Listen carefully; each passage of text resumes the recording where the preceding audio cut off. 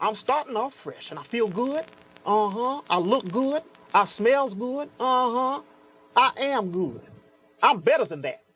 Uh-huh. I'm calm. And this next call is going to be wonderful. I can just feel it. I'm calm. I'm calm. Good evening. Fucking genie. Kiss my ass. Ladies and gentlemen, let me relax. Here's a message of importance to millions of people who are continually pale and washed out, weak and run down. Doctors will tell you that these conditions are often caused by a deficiency of iron. Uh-huh.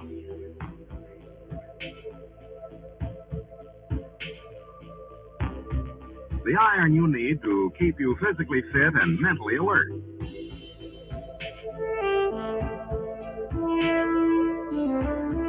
Medical studies show that 2 out of 3 women and many, many men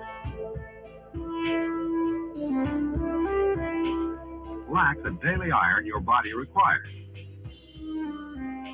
in a form your body can easily use and put to work.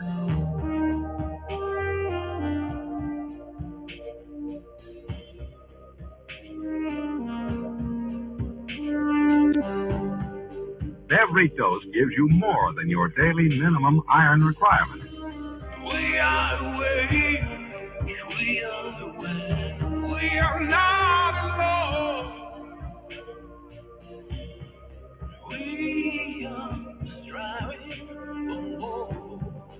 So if you're not getting the iron your body needs, We are awake, we are not alone. if you feel weak, run down, and are easily upset, We are striving for more. start taking iron today.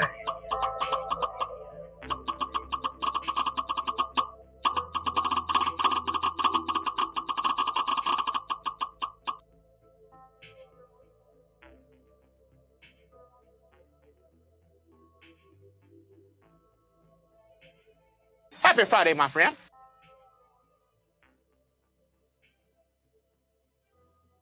Thank God it's Friday.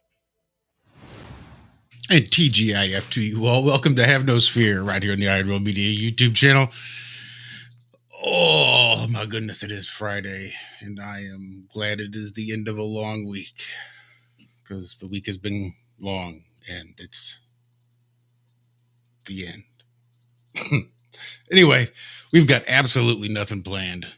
In fact, one thing I do want to do is head on over there to Rockfin and drop the link to the restream. So if any of the callers, anybody wants to hop in on the restream, Rockfin gets first dibs. Just cause we neglect Rockfin way too much. In the meantime, let's say hello to everybody. We'll start off with Mrs. Cammie Nodell. We will do this in the order of appearance, believe it or not. Cammie's got a little channel, Ageling717 here on the YouTubes. Cammie, how are you, my dear? Hey, I'm hanging in there. We made it. It's Friday again. I can't believe this week. I missed it. Before y'all got on there, Walt and I were having like aches and pains competitions. But yeah, I just kind of slept through this week, not feeling good at all, and hopefully this Friday we'll start it differently and make a whole better week than it was last week. Absolutely. But yeah, we'll look at this as like the beginning. Damn, The beginning of it. The beginning of a new week. So for everybody I didn't get back to last week and all the emails not that I owe out there, I'm sorry. I completely nodded off through it all, and doing a little bit of RSO stuff that just makes you so sleepy. So hopefully I'm healing, getting better, and get a little bit more alert. Nothing like a little nerdle to get you violently high. Or sleepy. Well, you know, stages. One step at a time. Let's say hello to Mr. Zachary Zabala. You might recognize Zach from his little YouTube channel called Good Times for All. GUDTIMS, the number 4. ALL, Zach, happy Friday. Happy Friday, my friend. Happy Friday, my friend. Oh, good day. It was a good show this morning. I had a lot of fun. But yeah, I'm usually the first one here in the afternoon, but man, I slept hard. I was helping a neighbor put up a fence. He was waiting around for a week and a half to try to get somebody. It was me and his 77-year-old wife out there doing it because he couldn't do it. He's not been feeling good. And he's 84, 85 himself now. So I don't really want him out there helping. That's why he You got know? him. That's why he got himself a young wife. Yeah. So me and her, we knocked it out though. We got it done. Talk about hard work and man, those people don't work like they used to. That's for sure. Nope. But it felt good. It always feels good helping out the neighbors. That's just good medicine right there. So it was a good day. Sweat a lot. I love when I sweat a lot. I know I'm not going to be sick for a while for sure now. I just purged a lot. Yeah. Hopefully that's how that works. Yeah, if that's how that works. Yeah, correct. But yeah, I'm ready for whatever we got. Anything, I guess. Anything. Who the hell knows what's liable to turn up? And we've saved, of course, the best for last in the order of appearance because he just comes wandering in whenever the hell he pleases. Walter Johnson and his channel, Flat Earth Head, here on the YouTubes. How you doing, Walter? Look, I did all of the above. I slept way too heavy and felt yucky and worked my butt off earlier this morning and almost was last. I was the last one in. I almost missed it. Yeah, so our neighbor, a house or two back, has a big pile of old bricks on the side of his shed and offered them to us for the like muddy holes in our drive. So that's what I did for about 3 hours after we got off the air this morning, and I got to show up. It's used to flat shovel and haul bricks. And if you've ever shoveled up old broken bricks, it's not always the smoothest operation because it's like every third chunk in, you hit about a 5-inch across piece of brick that stops you suddenly. And yeah, it's a whole thing. So yeah, I was right there with you. That sounds like a pain in the butt, trying to shovel broken bricks. Exactly. Think about it. So yeah, it was that was the worst part, trying to get the bricks up into the barrel. And then once I wheeled them around over here, it was no problem to dump it out, smooth it out. It was getting them into the wheelbarrow. It almost did me in. So but yeah. And I still have 2 more probably to do holes over the time. But yeah, I decided it was time for a break and then had been already, sleeping heavy normally, so adding any nerdalization to it, which I actually did that as well. So it's been, the whole thing. Shout out to Daryl Davis there in chat. Yes, sir, the nerdle man himself. That's no joke. That's for all you people out there that think, we're talking him up a little bit. I mean, the stuff he is doing, I've witnessed it. It is saving people's lives. That's real medicine right there. And yeah, it's just amazing. Thank you so much, brother, for all you do. Absolutely, many thanks. And if you have to have a couple branches that untrimmed makes it out this way, I'd understand. But we do have the restream link there in Rockfin, and it's been there for all of 3 minutes. So I'm going to go ahead and just drop it here in well, it's the restream chat, but it goes out everywhere, really.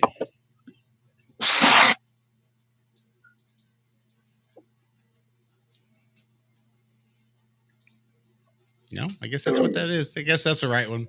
He drops it, and I'm going to open up the flat line, which I should have done already.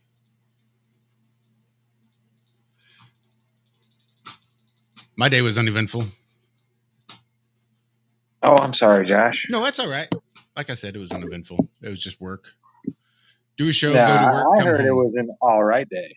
Actually, It was. You know what made it all right? what's that? The fact that it was uneventful.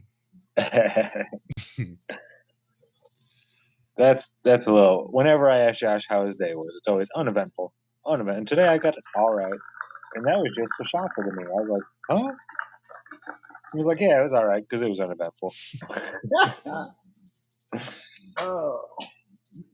So let me see. We had. Trying to think. There was someone in Telegram trying to get a hold of you, Zachary. I'm trying to remember who it was. Prank caller. No, you did. You talked about it this morning on the show. It was, damn it. Come on, Ray. Wake up. Wake up. Wake up. Damn it. It's not. It won't come. But Nope, I got it. It was Andrew B. Andrew B. Andrew B. That's who it was. Thank you. And then Robert Page has been in Twitter wondering a few things. I think he wondered once if Lucas was on Twitter, and I couldn't remember. And I don't only usually check Twitter on my breaks at work when I don't have time to respond to anything. So I see his stuff, and very rarely do I respond to just because I don't actually have time to do it. And I always forget until the next time I check when I don't have time. But then I guess there was also a question as to Mike Wilkerson, if Mike was over there on Twitter as well. Again, I don't do Twitter. Everybody, if you want to try to get a hold of me, good times for all on Skype, on Telegram. you're ZZ on Telegram. Am I? Uh-huh. Okay. Ironworx Media on Telegram. Actually, I don't check Telegram. What we could do Hell is drop yes. like everybody's Telegram linkage, etc., in the show description. That way, Yeah, Skype is probably the best way to get a hold of me. That's the one that I use all the time. So here's this is going to be great. So we actually have somebody popped into Restream, and I'm really looking forward to this. This is going to be awesome. A lot of you may recognize him. Jose JG in the house. What up, Jose? What up, Jose JG? Boom in the house. Look at you, looking What's up, good, brother? sounding good. Thank you very much. Is the sound okay? Yeah, sounds really good. What you been up to? Hanging in here, still looking around into the topic of the science, earth, and all that good stuff. Discussions is entertaining. Yeah. I approach it as an entertaining topic to look around for. And it certainly is entertaining. We certainly do get quite a bit of benefit out of it. Indeed. Yeah, I'm in the I hang out in the outside in my little outside porch, so I can see the cars going by and the neighbors, and I've been here yelling at people and cursing, and they just doing random stuff and doing the squeaky earth thing I do, and they look at me like so weirdo. So I got to pull my good mic, I got my little webcam I set up sometimes over here. It's all good, man. Having fun with it. That's awesome. I'm glad to hear it. Thank you very much. I've been following this channel for so many years. I lurk in the background a lot. Maybe like once every other week, I pop in the chat like, hello, I'm new, and do a little responsible trolling on the side, and I just run and disappear again, Well, that's all right. We love you regardless. We know the real story, and it's all right. I know you did catch a little bit of flack here and there, and have probably some channels you don't get to comment on anymore. So it's all good, man. Hey, for us that are here in this topic and talking about this, we must have thick skin. For those with the snowflake spirit and it's all butterflies, and let's have a very cordial and beautiful conversation. It's probably not gonna happen, depending on the approach that you take. But if you are like me, like going in the front line, trying to make myself look full for the laughs and giggles, we're gonna take it. But you must be able to take it too. yeah, I take absolutely. it and I give it back.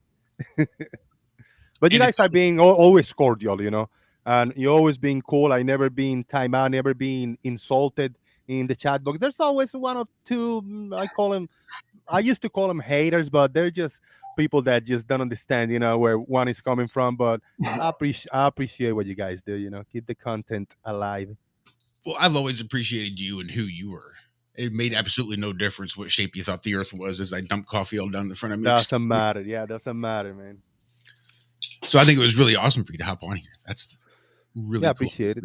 No, Yeah, I thought about trolling in the chat a little bit responsible, but it's harder to type. And I said, like, you know what? I don't feel like today. I'm in a great mood. I did my little show early in the morning. I had fun, and I ate well. It's not that hot in Florida today, so I say, oh hell yeah, man!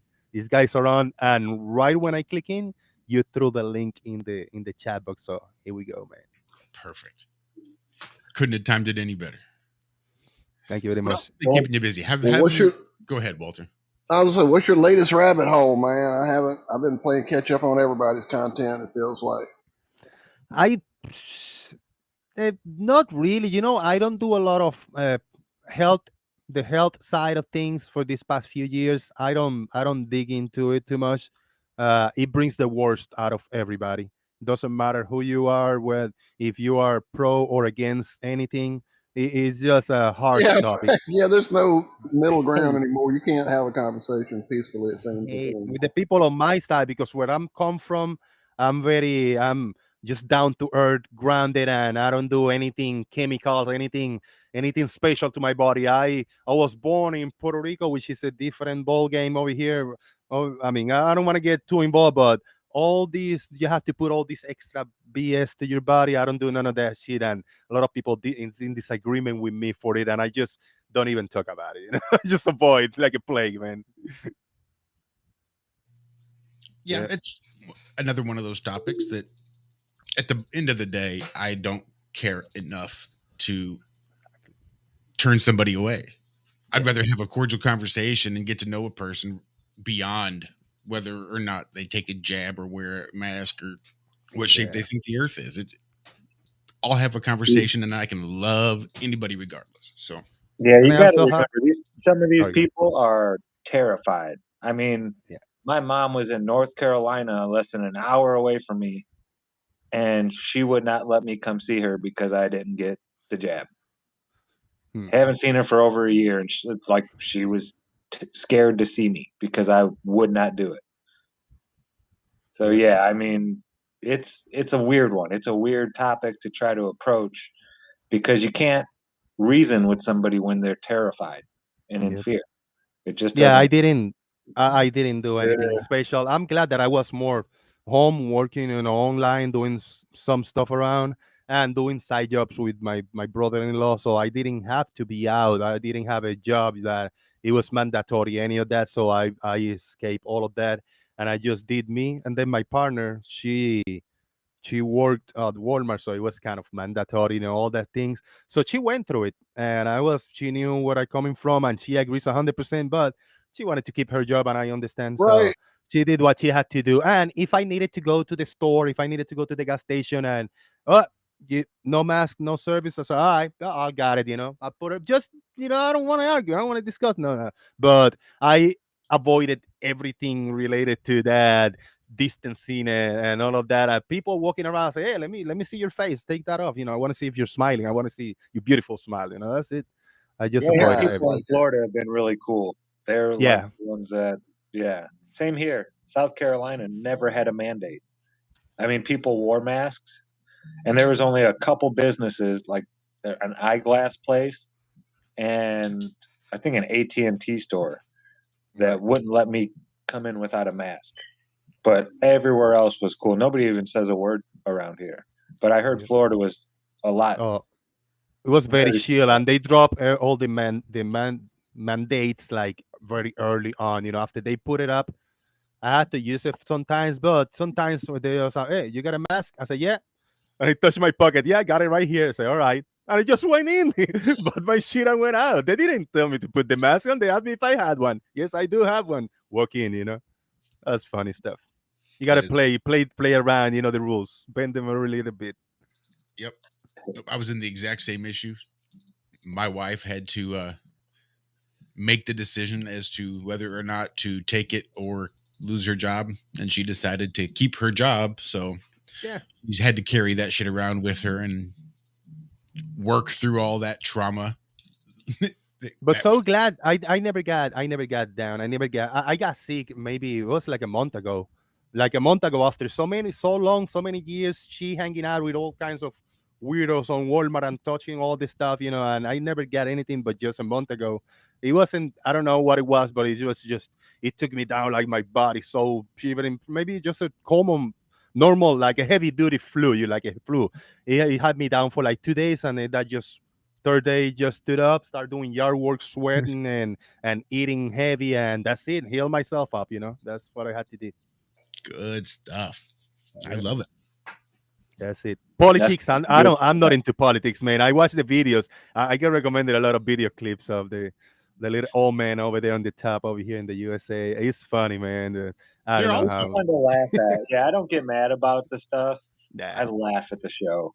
And then him, he's like the jester with the crown on his head Oh, now. fine. I get recommended a lot of Sky's News Australia, I think it is, or Austria, or something Yeah, like that. me It's too. an Me oh, they too. make fun of him. They put some clips. That's what I watch. That's all I know about politics. The funny clips that they put up. Yeah, That's they'll so show funny. like YouTube clips of people Yeah, making fun of him on Sky News. They yeah, must be yeah. doing something because I've had to go through and click don't recommend this channel like 2 or 3 times on Sky News Australia. And they keep fucking pushing Sky News Australia. I say, Yeah, nope, man. not interested. And they'll kick it back. I'm like, fuck, all right, not this channel at all. Don't recommend anything from this channel. And like 3 days later, here comes some more shit again. I'm like, damn it. Yep, yep. Yeah, it's We're all gonna, good. I had a new person today. I don't know if he jumped in the he does his rounds. Balanced Truth is his name. It's the first time I spoke with him today. I still doing in my CJG channel, small channel. I had my main channel for so many years and I lost it. I got my account hacked. Like I lost it 100%. Thousands of videos, like not hundreds, thousands of videos of 3-4 hours long with all kinds of people. It was hot. My channel was getting hot. Hacked, lost everything, and I started all over again in December. I've got like 1,000 subscribers, but I got 40, 50 people watching, and we have few hours always having a little bit of fun. It's more of a hardcore. It's not like this. This is a good format. You got very civil, and and you give opportunity to new people like me to blabble around a little bit. But over there is just a back and forth. It's like shit shows all over the place. Sorry for swearing, but we're away. We it's don't funny, fucking man. It's funny. Fuck, cock, balls. Oh, yeah. Yeah, so we had a balanced truth. It was a breath of fresh air. We had the two Bryans, one Brian Mavitt, the Brian Leakey. Lemon Bird is still around. We got, Gary Benga jumping to talk to us, and we talk to each other. We just fun. And then we got in the Globe side, we got the Blue Marble Science, the Bob the Science guys, and Farmer's Boy, Doofus Manfred, and the Tots. Bunch of trolls around, but those are responsible trolls because I given the range. Like, yeah, let's just have fun and talk to each other and poke each other. Just don't step over that personal line. Don't bring anybody. Don't bring your dad, your mom, your sister. They're not here. We're talking to each other. Right. I tell you, you're a fuck within your face. You tell me to my face. I don't have to bring anybody from the outside. So you grow some balls and I grow some balls and we talk like adults and we have fun, man. We have a blast all the time. And So that's good. great when you can actually know that ahead of time and go into it ahead of time, knowing that we're going to be fucking just laying shit out. And Yeah, I'm yeah. cut you down every chance. And you just look, you're going to fuck when I do something stupid, you all dogpile me and make me feel like a stupid piece of shit for doing it. And that's just the way it is. Like a bunch of guys hanging out in the locker room kind of thing. That's We're all it. just going to give it and get it and just have fun and get a little raunchy sometimes. I dig it.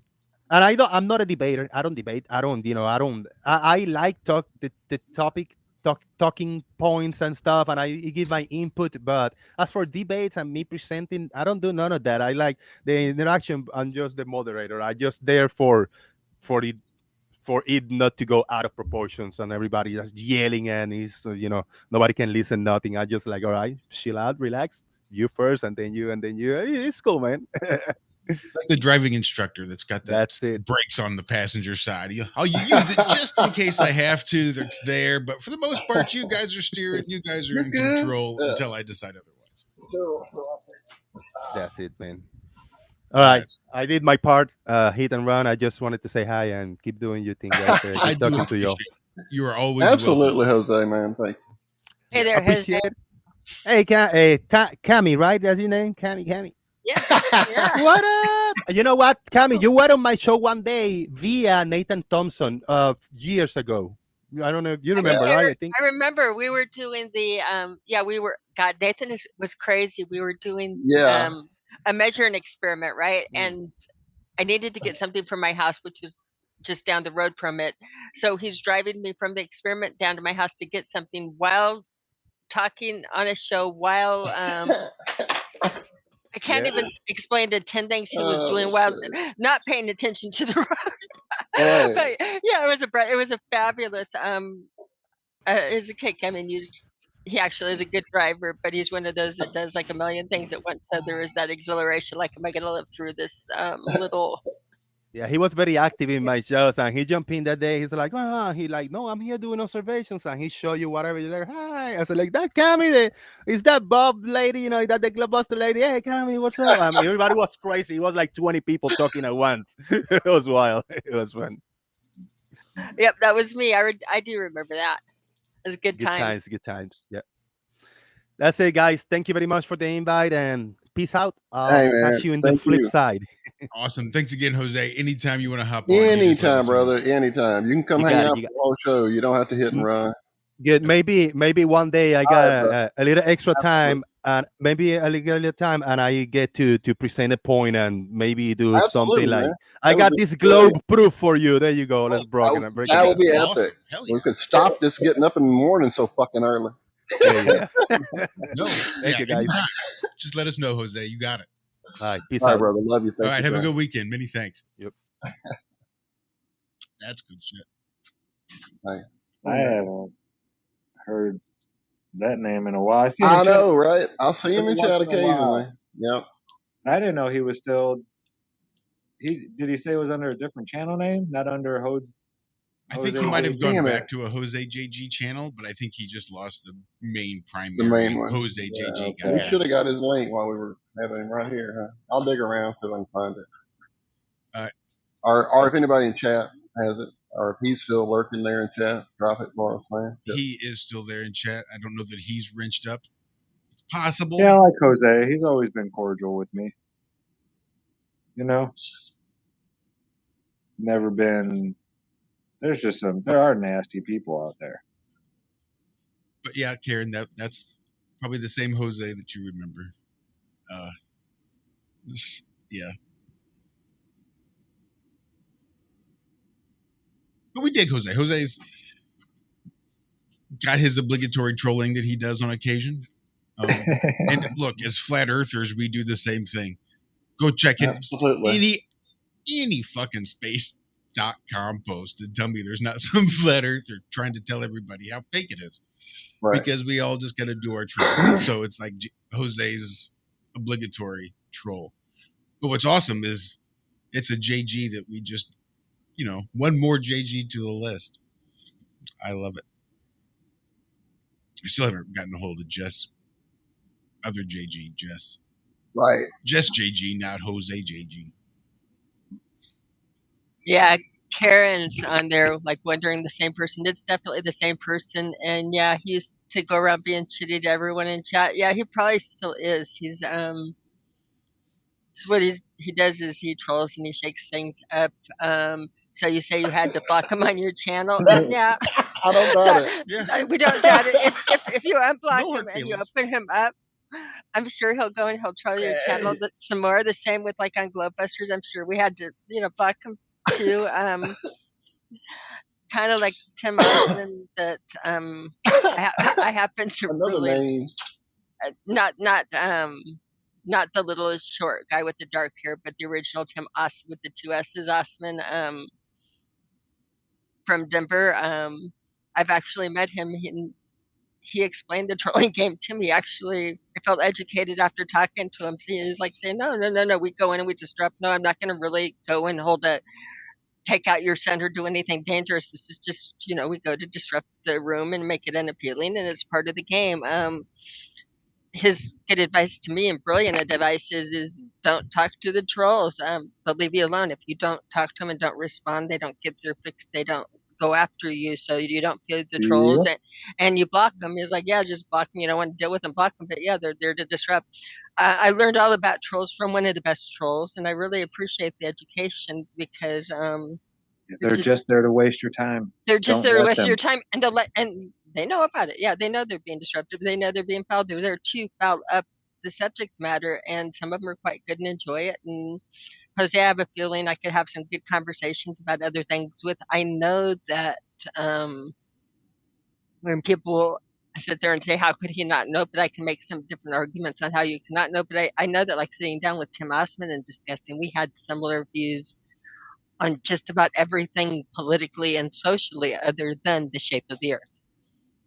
Other than he wasn't like saying that the vaccines were fabulous, that everything is hunky dory, the government was that. That wasn't at all. He just really, in his mind, thinks that they were trying to distract everybody away from it by doing flat earth. And I 100% disagree. And I laid out some reasons. And I think I gave him some good enough reasons that he respected me for them. And I respected him back once I really, again, he taught me a lot. He taught me a lot of what was going on, and I appreciate it. But we get caught up in the game and the chat personas and forget about like the people behind it. And generally, I do find that the more toxic the chat persona, the more toxic person is behind it. But there's probably some exceptions, like there are in many things in life. But again, what I learned was is don't feed them, don't discuss them, they don't bother you. And again, if you want to talk other topics through that, like we did with Jose there, I imagine we could talk about 100 different things that we would agree on. Shape of the Earth isn't one of them. I remember being in high school and I had this friend of mine, Bill.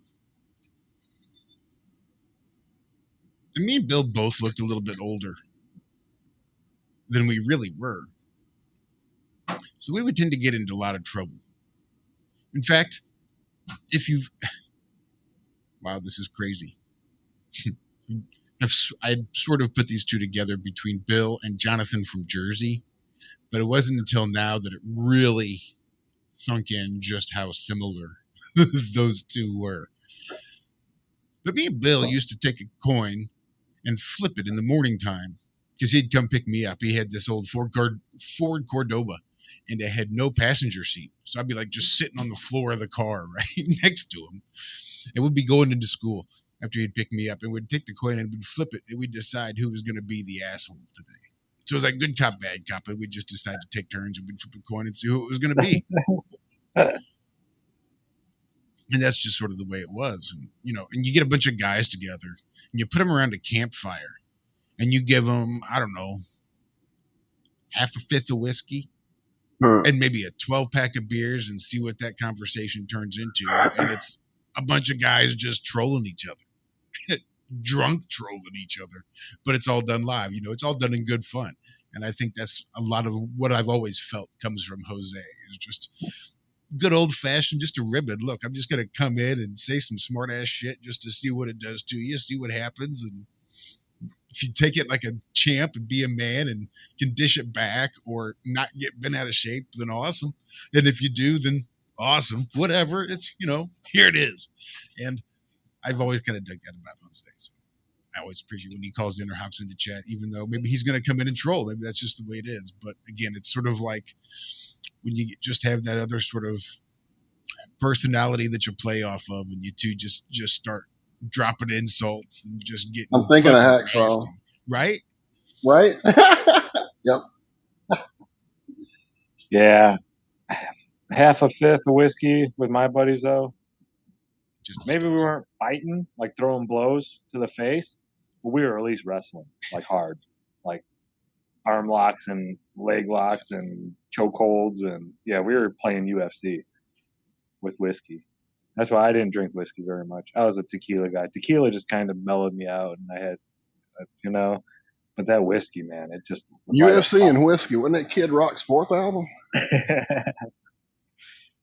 Yeah, the UFC was real big back then for us, and half a fifth of whiskey, there goes all your intellect right there. Yeah. You know, Ken Shamrock singing back. we might have to get Bob on the show on this one because he was a bartender for a while when he was younger, and I've heard all the Nice. bartending stories. Right? I'm sure he has some And- epic ones. And the girls drinking tequila, it was never about how mellow it made them. It was never. I never heard Me either. the stories from the bars on how the girls drank tequila and got mellow. In fact, that's not how I remember it all, Walt. So this is like a Zach. This is an alternate universe because I thought tequila was dance on the table and Oh yeah, shoot out yeah. the No, lights. I would dance and Even yeah, make on the tables clothes and fall off. I didn't get There- crazy. I would definitely get crazy on tequila, but it wasn't fighting angry. We're just gonna fight. Nobody said anything. Nobody did anything wrong. You just look at your buddy after you both got a good amount of whiskey, and it's like, hey, let's fight. Okay, Yeah. that's Yeah, how we ours work. was Shelley West. You guys, we all know the Shelley West song, don't we? Yes. Yeah, do. Jose Cuervo, you're a friend of mine. I like to drink it with a little salt and lime. Did I kiss all them cowboys? Kiss all the cowboys. Did I shoot out the lights? Did I dance on the bar? Did I start any fights? Yeah. Big Well, shout it's out to awesome Sunday Austin out there in morning, chat. the sun is shining in my eye that is open and my head is spinning. Was the life of the party. I can't stop grinning. I had too much tequila last night. Look, you started me Damn with Shelley straight. West. I'm loving this. I am loving this. I can do the whole fucking thing. That's how gross I am. Oh, I like it. And then I can do that whole Well- album. I've never While you're heard that shouting song. out Austin, I'm going to shout out Chris. I just got a notice on my phone that he's live right now on Twitch. We right. We attempted to all play together and it didn't quite work out, but you and I and he finally got some running together the other day. He's Yeah, he's I was finally on come to Twitch. fruition what we tried to do here and just never had the bandwidth to accomplish. Is playing some games and allegedly talking a little flat smacking. But yeah, it was fun. Thank you, Chris. I Flat think Man X. we won 5 matches maybe that day. So yeah, and Flat Earth Head. Man, I should put Good Times for All FE or something like that at the end of it. Just so everybody knows they just got spanked by a bunch of flat earthers. Josh, that was Yeah. like so good. Big shout out to Josh for singing. I know, that was excellent. Excellent stuff. It makes me almost certain that he knows like the reason God made Oklahoma or I can something sing like both that. Oh, parts. that dude knows every lyric. I to can do that. both parts, yeah. And I'll do the other say, I'll do the Oh, high you guys- harmony. You ready? Oh yeah, There's a I'll pay money full for this one. moon no. over Tulsa. I hope that it's shining on you. You know, I joke. I've actually done the duet with a few people at karaoke when I got a little deeper in some A little bit of tequila and yeah. little tequila. My Oh, sister damn and I were tequila. singing God, that I can't song, imagine what kind of Young death Young. metal I'd have been singing on karaoke if I would have been drinking tequila. Ah. I had some family once upon a time that owned a big music theater in Branson, Missouri. And they had an act, you know, they would do country songs. And that was one of the songs they would go out and do. So we'd sat through the show a few times, and that was just one of those songs that my sister and I would always sing. So I grew up basically weaning myself off the tit and singing some fucking Lefty for Sale. Right. You know, I joked this morning about that radio station on GTA, the Rebel radio station. That is literally the soundtrack to my youth growing up. That station is, you know, Tammy Wynette and just, yeah, all the old school stuff. Almost edging into some hillbilly music every now and again. Yeah, music has always been able to pull at my strings, my emotional strings. You know, like if I'm already emotional, it amplifies it like tenfold. Yeah, music has always had a power over me to be able to just touch me and yeah. I don't know what it is. Some people, I don't think, get that out of music. Some people hear it, but they're not listening to it, if that makes any sense. Yep, 100%. The nights are getting colder. In Cherokee County, there's a blue northerner passing through. I remember green eyes and a rancher's daughter, but remember is all that I do. Losing you left a pretty good cowboy with nothing to hold on to. And that's about as far as I'm going to go. I'm not sure I'm going to go hit that next line with that much force and that Yeah, much this power is like the live yeah. in front of people. I'll do it in my car all fucking day long, maybe in the shower once or twice, but that's not one I might do. But that's Yeah. by far one of my D-I-B-O-R-C-E. Here comes final day. All right, I'll stop.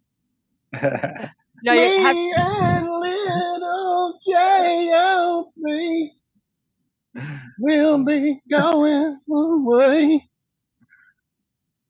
I don't know if y'all can see it, but we see Walt like hit the mute button. So you think he's gonna stop, and then he Oh. hits it. and he does it. Oh, that's good stuff. No, what's funny Oh, is what's up? Shout out on the rock fan, Amos with the tip. Thank you, brother. Big salute to the men and women of IRM. Thanks to all. We appreciate it. big shit. Nice, thank you, Amos. Much. Oh, and it looks like Tom Nixon took me up on my offer of some good music this morning. He watched some Blue Man Group live today from back in 2018. Awesome. Yeah, if you can find that Yes. rock tour live, the original version, it's actually, I watched about 25 minutes of it this morning after we all ended. So Well, I'm right there with you. I can make you jealous. I went and saw Blue Man Group when they were off Broadway before they Nice. got big, when it was like in an itty bitty theater and it just had Right. rolls of toilet paper, literally Right. rolls And of literally toilet paper. throwing and the, then throwing the marshmallows before the throwing the guns. yes, yes, Right. when it was just old school and Yep. original before they got big at all, before they got known, before anything. It was like one of the first. This would have been probably in late 1990s or early 2000. It was quite a while ago, and they were. Again, they got big from there, but yeah, they were wild when they started off. Yeah, the day my mom was acted to the Harper Valley PTA. People, I have been on a reaction video watching. Yes, she has. binge. Oh my goodness. Oh my God, I am rolling my eyes because doing the reaction videos, you almost have to go back. If you're old and do it, or if you're young, go back and watch some of the songs for the first time, because there is things that you wouldn't even think about, like Money for Nothing. You know, I want my MTV. This is classic, right? Would you think that today's people and today's kids would be totally shocked by that song because it used a bad word and they stop it and go out in shock saying, I can't believe that they said it? Do you even know the dirty word in that they could not believe now if you watch it that they allow it on the radio and every single one of the people will stop and say, did they just say that? Oh my God. Do you even And know? it's not one of the curse words. It's Right. not, you know. And Zach, I had him even come in and look at some of the people saying, oh my God, I didn't even know this was like filthy or whatever. And you would think, you know, today's rappers watching it are looking at this like dying that this could be said on the radio. Can you do it? Can you do it? Do you know? The little faggot in the jet airplane. Is that it? Like, I'm going through it in my head and I ain't got there yet. so you get things like that and they think that it's filthy and dirty. You can talk about rape and things like that, but the way that, again, if you listen to the song and the way it's used in context about the people, I mean, it was Mark Knopfler would be one of the faggots or one of the little band members, and it's people regarding, you know, them and talking about them. But you have people that are so offended by the song that they shut it down and can't listen anymore, which gets funny because, again, the That's even rappers more hilarious. with Dire Straits, or even Jenny, the song Jenny 86735. Or I can't even do the numbers. We know Jenny, right?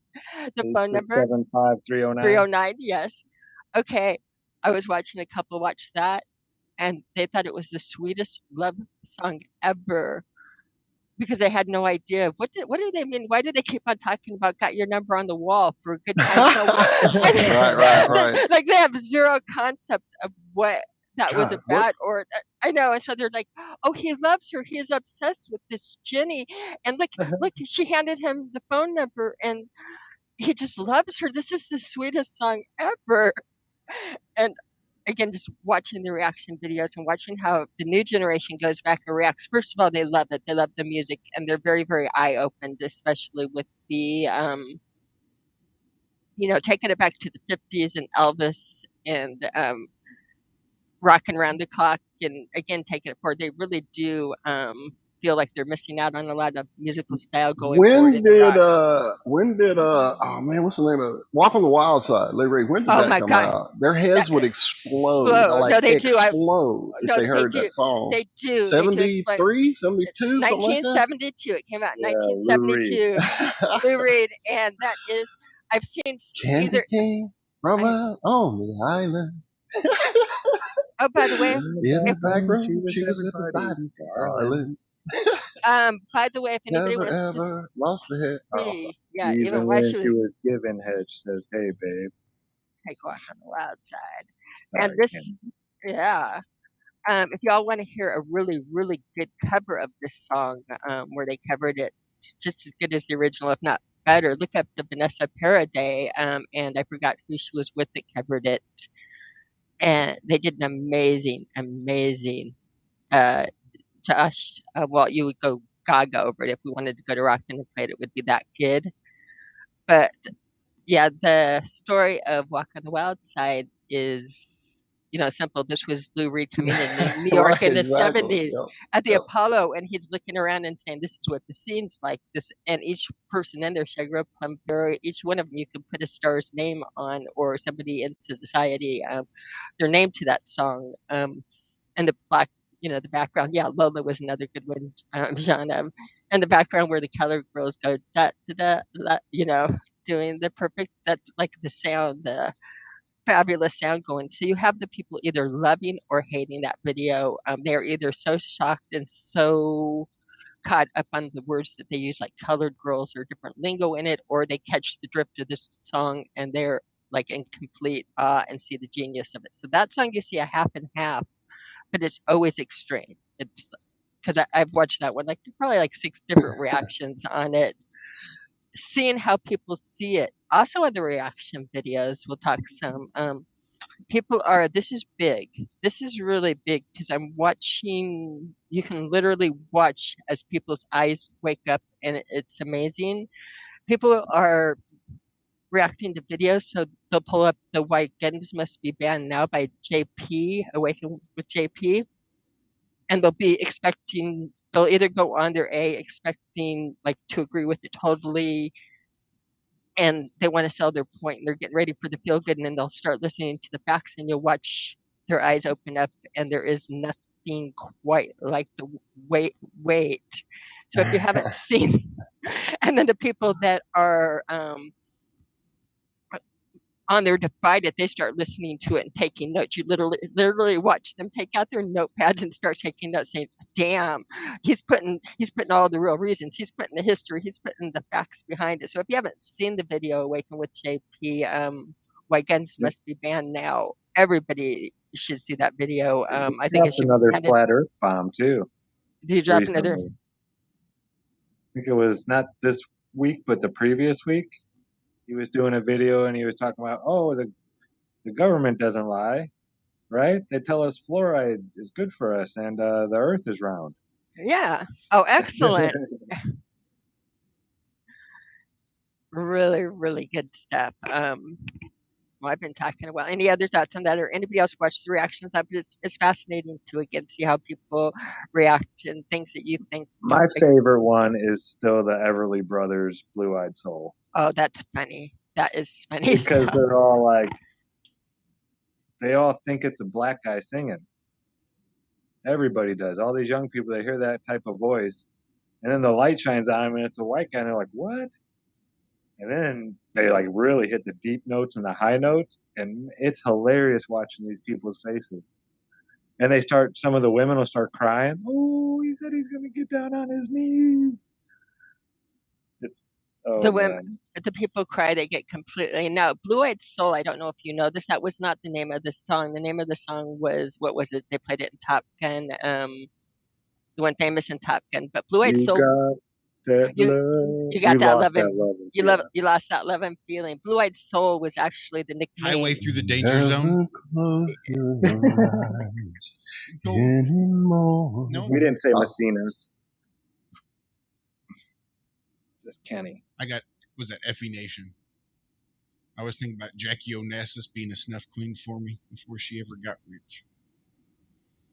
It'd take an average man a day and a half just to satisfy that bitch. Queen of England gave me the keys to the whole damn country of France. It only took me 15 minutes to get into her pants.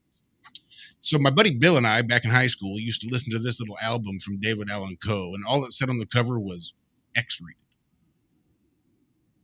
And we used to listen to that X-rated album by David Allan Coe quite a little bit. oh yeah, absolutely.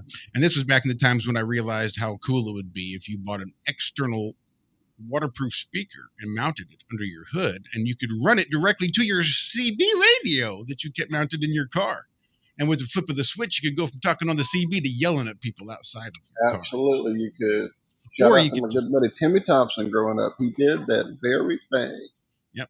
Or if you keyed your mic on your CB and just turned your radio up real loud, you could actually bless all of your neighbors with some real shitty renditions of some crappy X-rated music from David Allan Coe, like we did every once in a while, just to be trolls. And there's some really miserable shit on that album. I don't recommend anybody ever go listen to David Allan Coe's X-rated album, but I did as a young teenager. Now, as a young teenager or whatever, I had the albums and everything. Now, my dad only had problems with two of my albums. One of them, he took and strategically scratched through the smallest song on the record just with the needle. So one little song that happened to be the shortest song on the album got entirely scratched out. And I had to go over to other people's house. Made you fascinated to hear what Dad scratched out when he pre-listened to the music. And that would be the Cheech and Chong album. And I think the song started with something like, "Have you ever suffered from the constant drip, drip, drip?" And so you'll know why Daddy took that song out, which I did go over to a song was called Peter Rooter and had probably no business for his 13 or 14-year-old girl listening to with most of it. That one, and then Frank Zappa. I'm sorry, he listened to Live in New York, Frank Zappa, and that album he just took and said, Wow, yeah, yeah. epic there as well. So that one I also had to go over to friends' houses and listen to it over there, which I can recite every word to Titties and Beers. So again, taking away the albums didn't really work. Probably has the same effect now, but I didn't hear the one that you had that you got taken, but those were the ones that my daddy definitely had problems with. You guys are all boys. None of you guys got your records taken away or your shoes that had heels on them or that. So whole different ballgame. No, I didn't have shoes taken away. I quite often had things taken away by my father when my parents were divorced, and he kind of went off the deep end with the church, and so then everything was either demons or, which, now looking back, hey, you may have been on something, but yeah, lots of comic books got taken away. Epic comic, which was phenomenal, amazing artwork. That was just filled with demons. And lots of records. Yeah, Kiss, forget that. That was demons loose right there. It says it right there. Kids in Satan's service. You can't have that. So yeah, I did have stuff taken away quite often. Was the clothes and the shoes? And meanwhile, my mom's like taking me to see like The Exorcist at 8, and going making sure the librarian gives me Jaws to read at 9, and things like that. So it was like total flip side on both sides of my life. We're not kids. We're strong and powerful knights. I know that like when I was in my teens and like at that age, there was like a fashion turn, two things going on where you'd wear like the little 501 Levi's and the little Nikes or the topsiders. And then you also had the girls and you could wear the like jeans with the candies. the candies that were like clogs and that had heels with it. And I know that like completely put my dad over. It's like, no, Dad, the girls are when the girls were starting to move out of going from the top side or the little 501s into the guest jeans with the heels on it. That was like a bad time in Daddyville. I used to love playing with the little round plastic containers that the candies would come in. I don't know why, but me and my G.I. Joes just found something always imaginative to be found with the little plastic shoe containers. My mom and my sister would do. Yeah, for those that aren't old, in the day candies were you had to have them. You had to. They were like candy. Oh, very bad.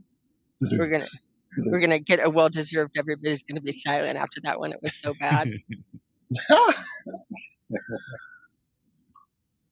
I was playing catch up in chat. I'll be honest. Uh-huh. I heard I popcorn. love those I heard pops that you pops. put in there at the beginning. I can't Yeah. wait for it to do that one day. So I saw this come out from Dave's channel. So I hurried and grabbed the audio and then shot him a message on Skype. Like, hey, Dave, would it be cool if I used this audio? And then I waited and I waited and I waited. And he never responded, so I only used half of the audio. So I'm sure I hope he doesn't mind.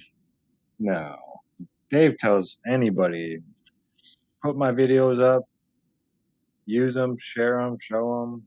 He doesn't care.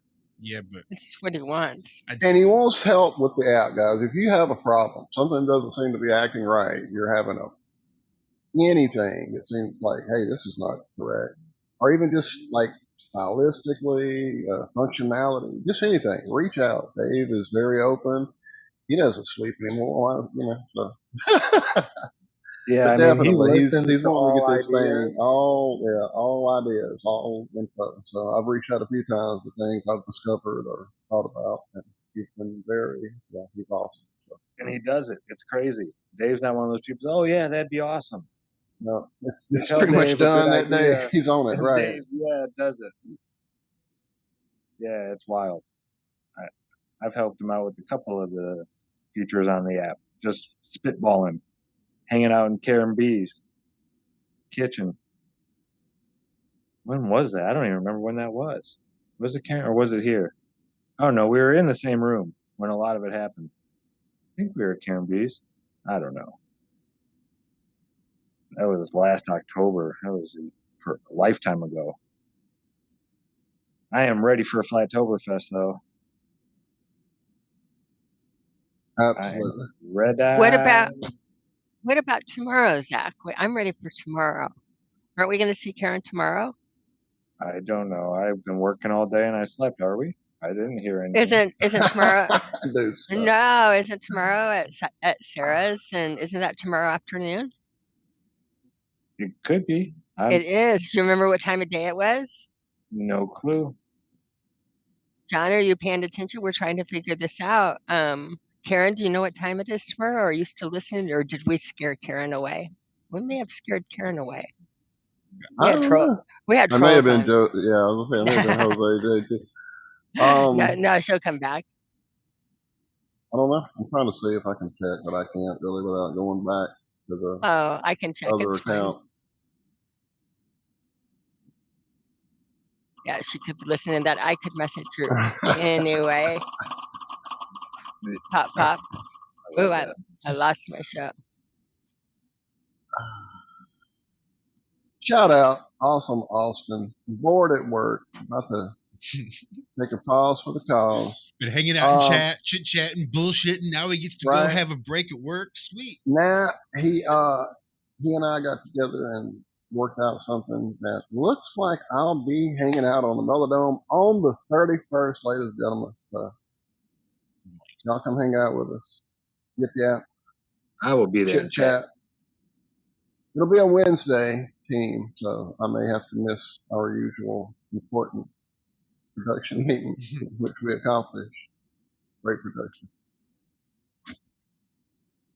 I missed it Wednesday when everything kind of fell apart, we all were trying to figure out how to get ourselves into a multi-game with all of us. And, you know, as with most technical issues and iron rentals, it does become a problem. So I had to step back, give it a few minutes, and then go back and look for some different settings and got it worked out.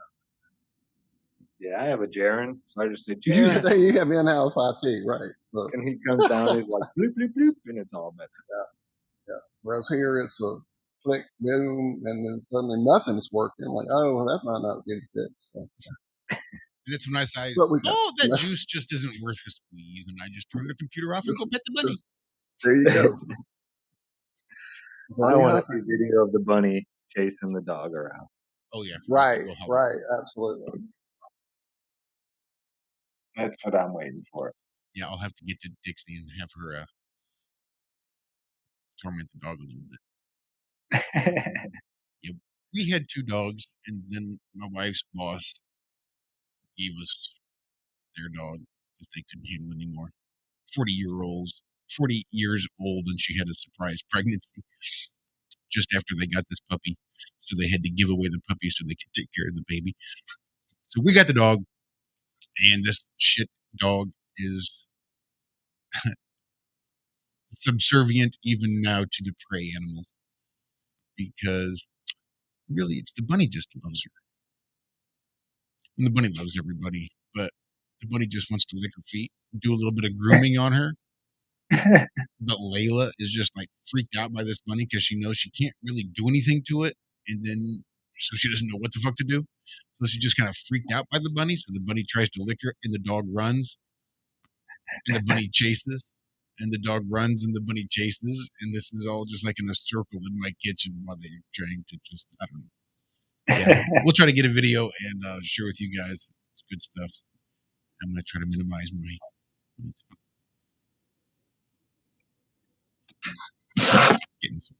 Don't you dare minimize bunny time. It's very important. No, minimize bunny talk, not bunny time. Oh, time. talk. I thought you said time. I'm like, good lord. And don't minimize the talk either. It's really made me appreciate the grandbaby bunny. You know, well, that was just another animal they had because there's a menagerie over there. But yeah, snakes, sugar gliders, cats, dogs, bunnies, quite the zoo. Just a That'd be cool. quick reminder: Flattoberfest 2022 is on like Donkey Kong. Yeah. I can't wait. All my toys are ready to go. Yes, it is tomorrow. What time, Karen? What time? I'm kind of nervous about the big Tesla coil. Speaking of Tesla coils, I'm sorry, Zach. I have to because it's twice been forgotten, or it got barely mentioned. It is definitely Andrew B. over there on Rockman looking to buy a Vandergraaf generator, asking which one you have. And I know you definitely didn't want to recommend the newer one that you almost smoked out on the show last week. Well, does he want a Tesla coil or a Vandergraaf generator? No, he's saying Vandergraaf generator. Oh, that's right. You were playing with the Tesla coil. Sorry. That's right. Yeah, I bought the cheapest one, the hand crank, no motor. That's the one I went with, the cheapest one I could find, where you turn it by hand.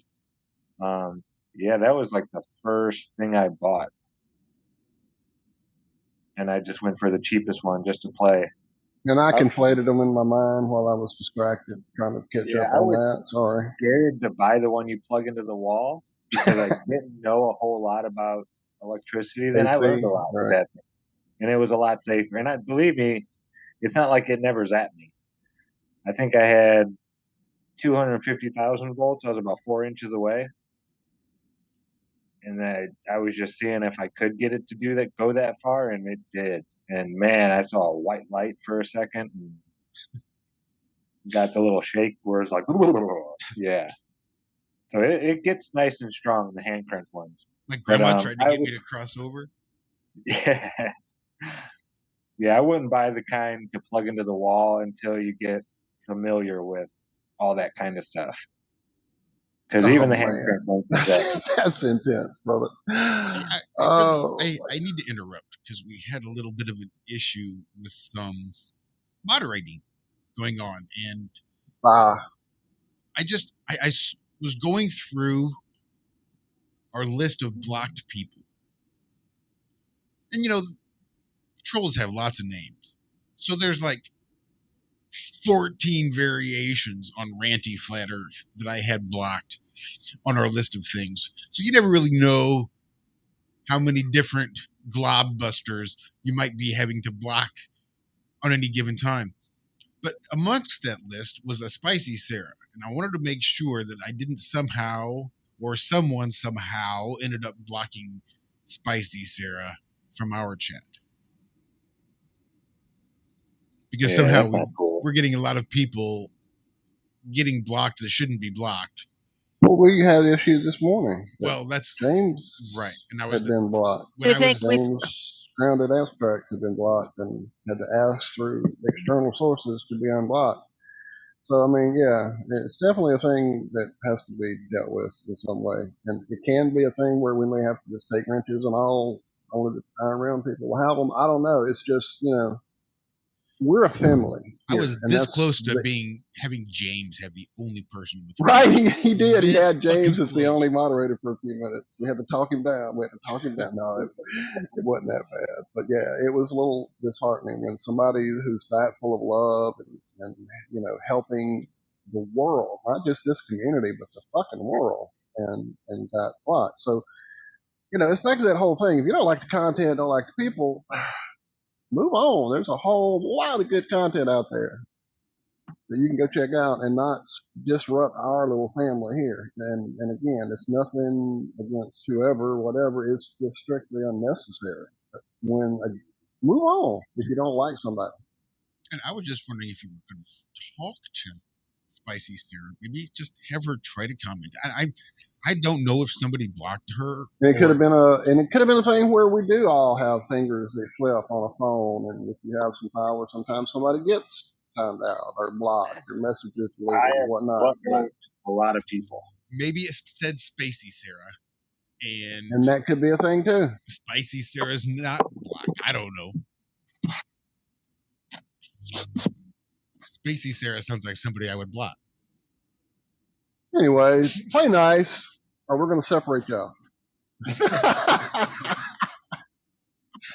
Oh, man. I think there was something else this morning. Oh, I know what it was we didn't address. And these two guys need some help out in the Kratom community. Look, hey, where you at, James?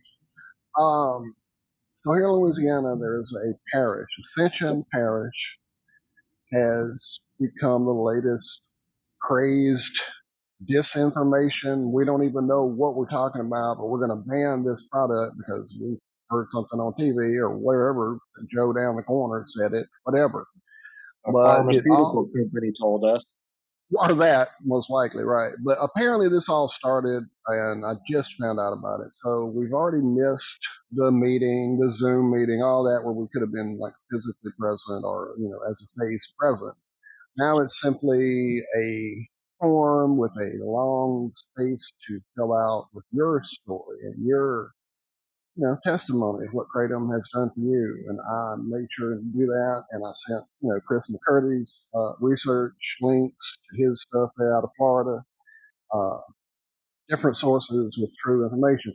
I mean, they're hearing this kind of stuff. What was the quote this morning? Let me see if I can find it. I don't know. I don't have it open right now, but essentially it was Synthetic heroin. Synthetic heroin. It's not, that's what they think this is. Not only is it not synthetic, it's a fucking natural plant, but it has nothing to do with heroin except getting you off of it. Anyway, so yeah, I'm going to find the link. Apparently I've closed it and, oh no, here it is. And there is at the bottom of this Protect Kratom in Louisiana link, there's a place to fill out your information and a nice little testimonial. And I'm going to drop that in all the links right now. And even if you're not from Louisiana, it's always good to have good testimony and truth about something for people who are misinformed utterly about the science or the facts or the history or any of them. Right here it is. I mean, they're demonizing it just like they demonize cannabis. And I dropped it in Rockfin. I haven't opened any of the other places that we might be live. Are there people there for me to drop, Josh? Just let me know and I'll pop them over there. I don't know how. There's got to be a way to show people all the different 180s in a short way to do it. There's got to be. Like, show something from 1930 Cancer Institute that tells you fluoride is the most cancer causing, you know, chemical we can find. Right.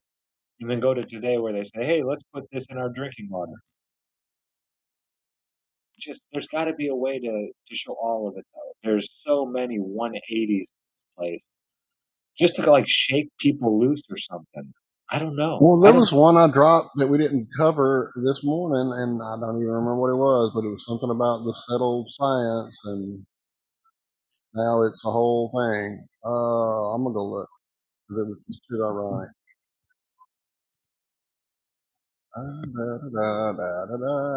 Where is the latest file? Yeah, Ian. There it is. Yes. Apparently, oh, I'm sorry. Go ahead. No, I was just commenting on what Ian said. He's put memes. It's got to be like a huge meme that has a bunch of like the flatter banners that they put up. Tommy has right at the live events. Right. There's like 20, 30 different observations they can look at. Maybe it'll shorten out the brainwash. I don't know. There's got to be a way to wake these people up. There's got to be. Sorry, Walt. Go ahead. No. I just found that it was that story. It's the headline is "We were wrong. All stars don't have planets after all." I'm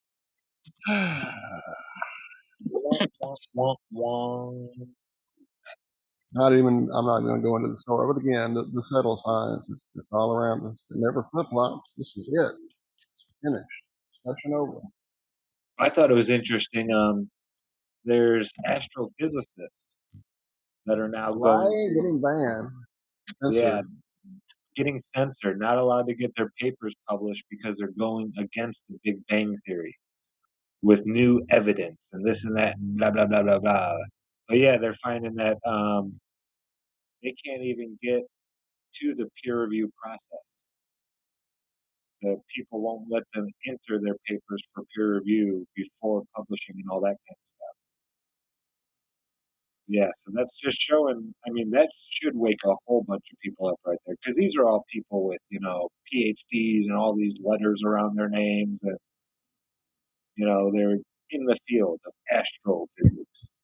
But they're finding that because they're going against what gospel says, that they're getting blackballed as well. So it just shows you it's anybody who goes against the fringe or anybody on the fringe is going to get cast out.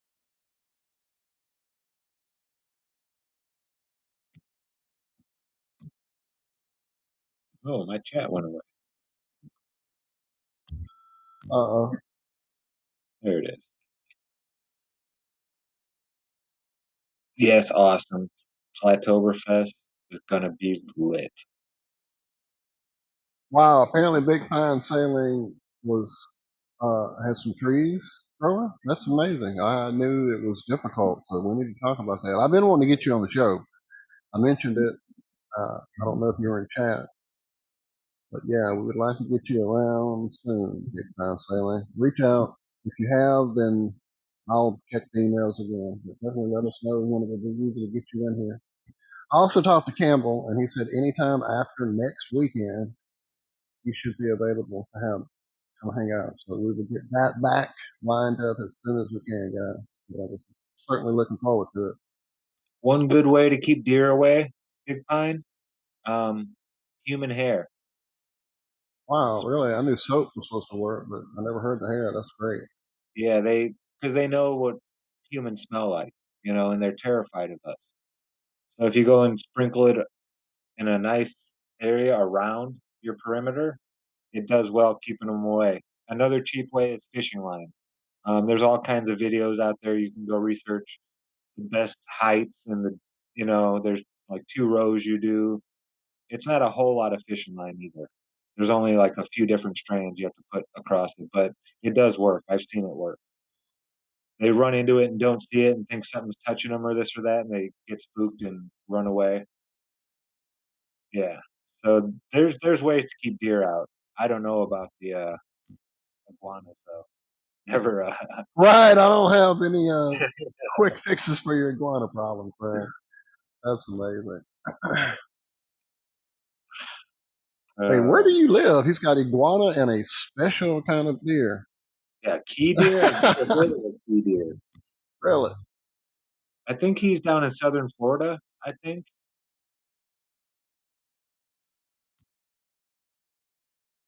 Yeah, we don't know who blocked anybody, but yeah, James was also blocked over on Jaren's channel. And that just blows my mind because James is like a saint, Well, a living saint. I made sure he's an exception to the rule. I put him in manually. Right. We got you locked in, brother. He won't be going anywhere anytime soon. Ironically enough, again, we're back to the same thing. This morning, within 2 minutes of us going live, there was a thumbs down on Rockman. Rockman, where we usually have an average 6 people watching us, it was just kind of hilarious. I thought, again, if you have issues with the content or the people or the chat or whatever, just click and it's over. You don't even have to be offended or hurt or hackles up or nothing. Just click and it's fucking gone. No, I didn't. Somebody did, but I heard. Yeah, he's in the Keys. He just let us know the Keys. So yeah, that's probably. Yeah, I don't know. Look into that. See what we can find out about the iguanas for your friend. That's epic. Key deer. I gotta look up what key deer are. Yeah, I'm used to whitetails. We always had big whitetails up north. And they said when I came down to, I was visiting Alabama. We saw a hunter, and he saw our license plate. He's like, "I'm heading up to Indiana right now." He's like, "Yeah, everybody kills all the deer before they even lose their spots around here." He's like, "You never see deer like they get up there."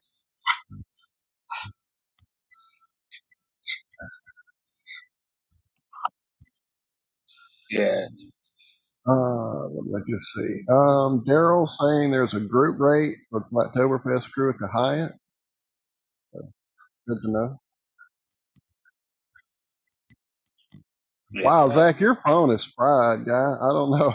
Yeah, Zach, you're an electronic You were like a party right. all by yourself. You are, dude, you're quite entertaining. Just I'm just listening to all the different sounds. Have you checked him? Has he been oiled today? Zach might need some oil. Oil can. I heard that I was hearing electrical discharges in the garage today when I went and sat down after work. Wow, Zach has become electro. They weren't by me though. They were like over. It was weird. You have opened a rift to another dimension, dude. He may have a tesseract. Yeah. Yep. Did you hear that? Exactly. Did you just do that, hun? No, that was Josh. That was me. So but Zach is far from that. He's really right at the edge of that sound. Truly, it's epic. Oh my goodness! Oh my God, I can't stand the excitement. We really did have nothing, didn't we? No, we didn't. We didn't. Well, we had a big show planned last week, so we thought we would coast for this week, and then we started working again for next week, and so then we didn't have a guest last week. It was still great watching Zach destroy his phone, but yeah.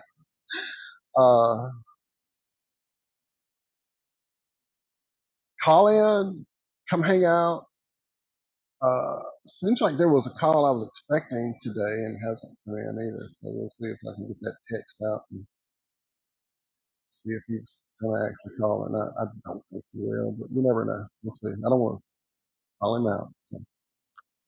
Y'all children watching the show.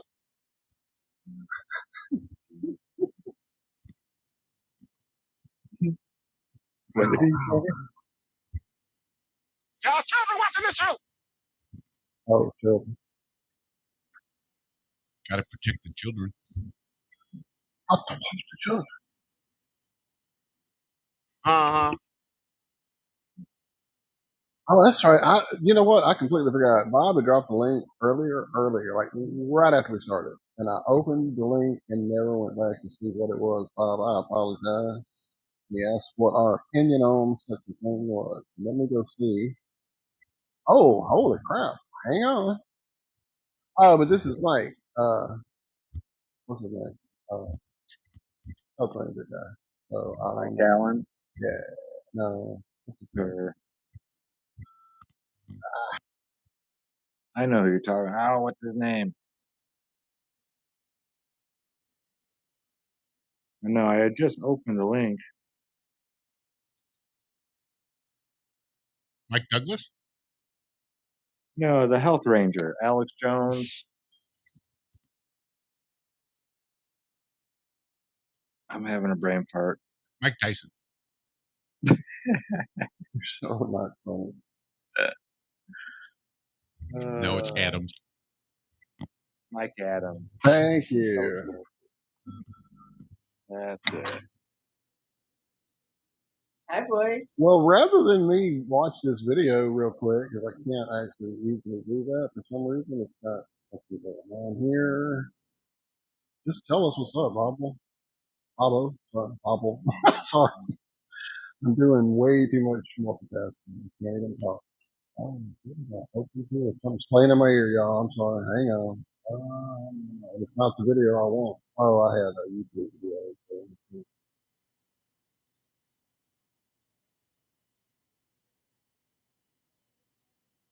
Did you read the article? Just like the headline of it? It's pretty crazy. Well, I mean, I really don't even know if I want to get into this. Good Lord. That's fear factor right there. Wish I could click on links and restream, but I can't. So, yeah, apparently, hang on. I'm going to share the link here. What's going on?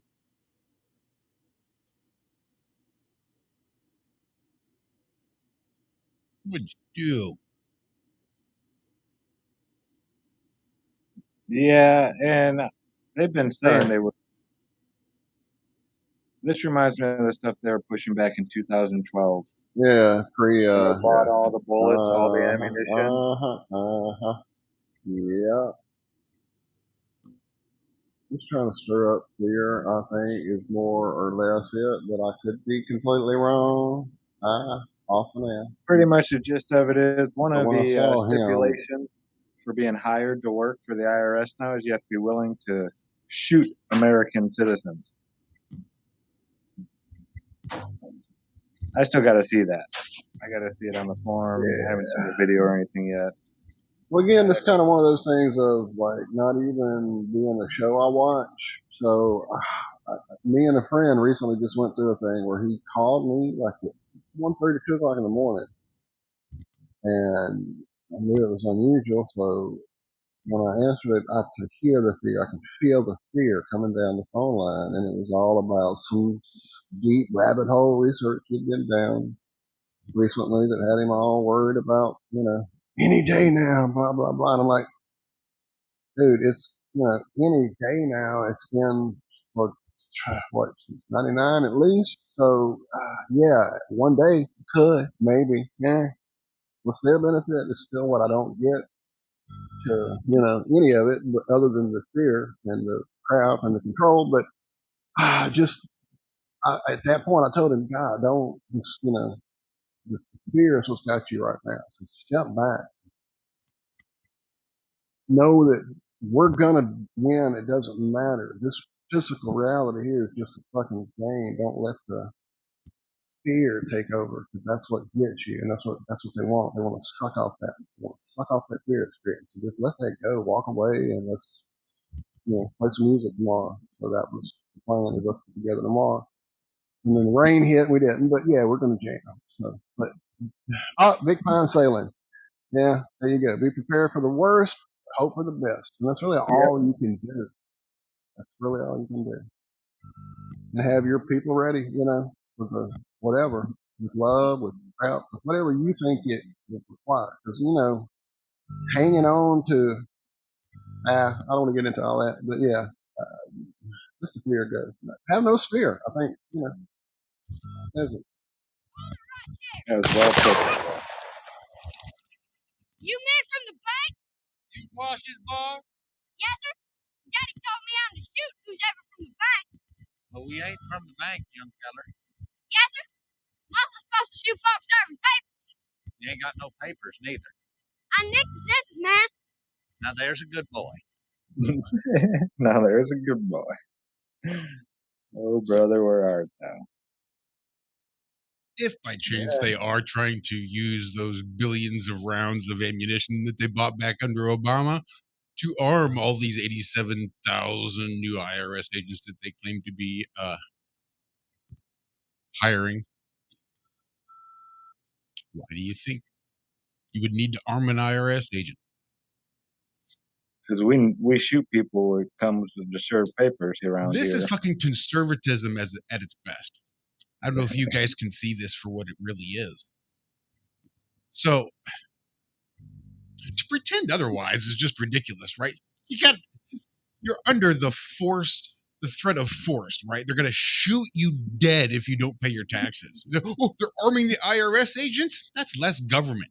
You know how long it would take to issue warrants, get all these task forces formed, then actually run the raids and go and try to collect the taxes and then say, hey, we're going to actually haul you off and put you in a cage. And you're like, no, I don't want to. And they're like, well, fuck you, you're going. You're like, well, fuck you, no, I'm not. And then boom, here come the guns and they shoot you dead. That's a lot of fucking red tape. If they just arm the IRS agents, they can just bring the paperwork to you and shoot you dead right fucking there. No problem. That's conservatism. Smaller government. Oh, man.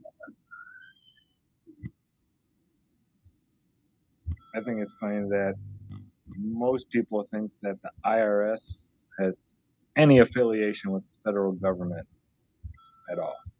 It is a private run company. And that corporation isn't even formed in the U.S. I believe it's formed on foreign soil.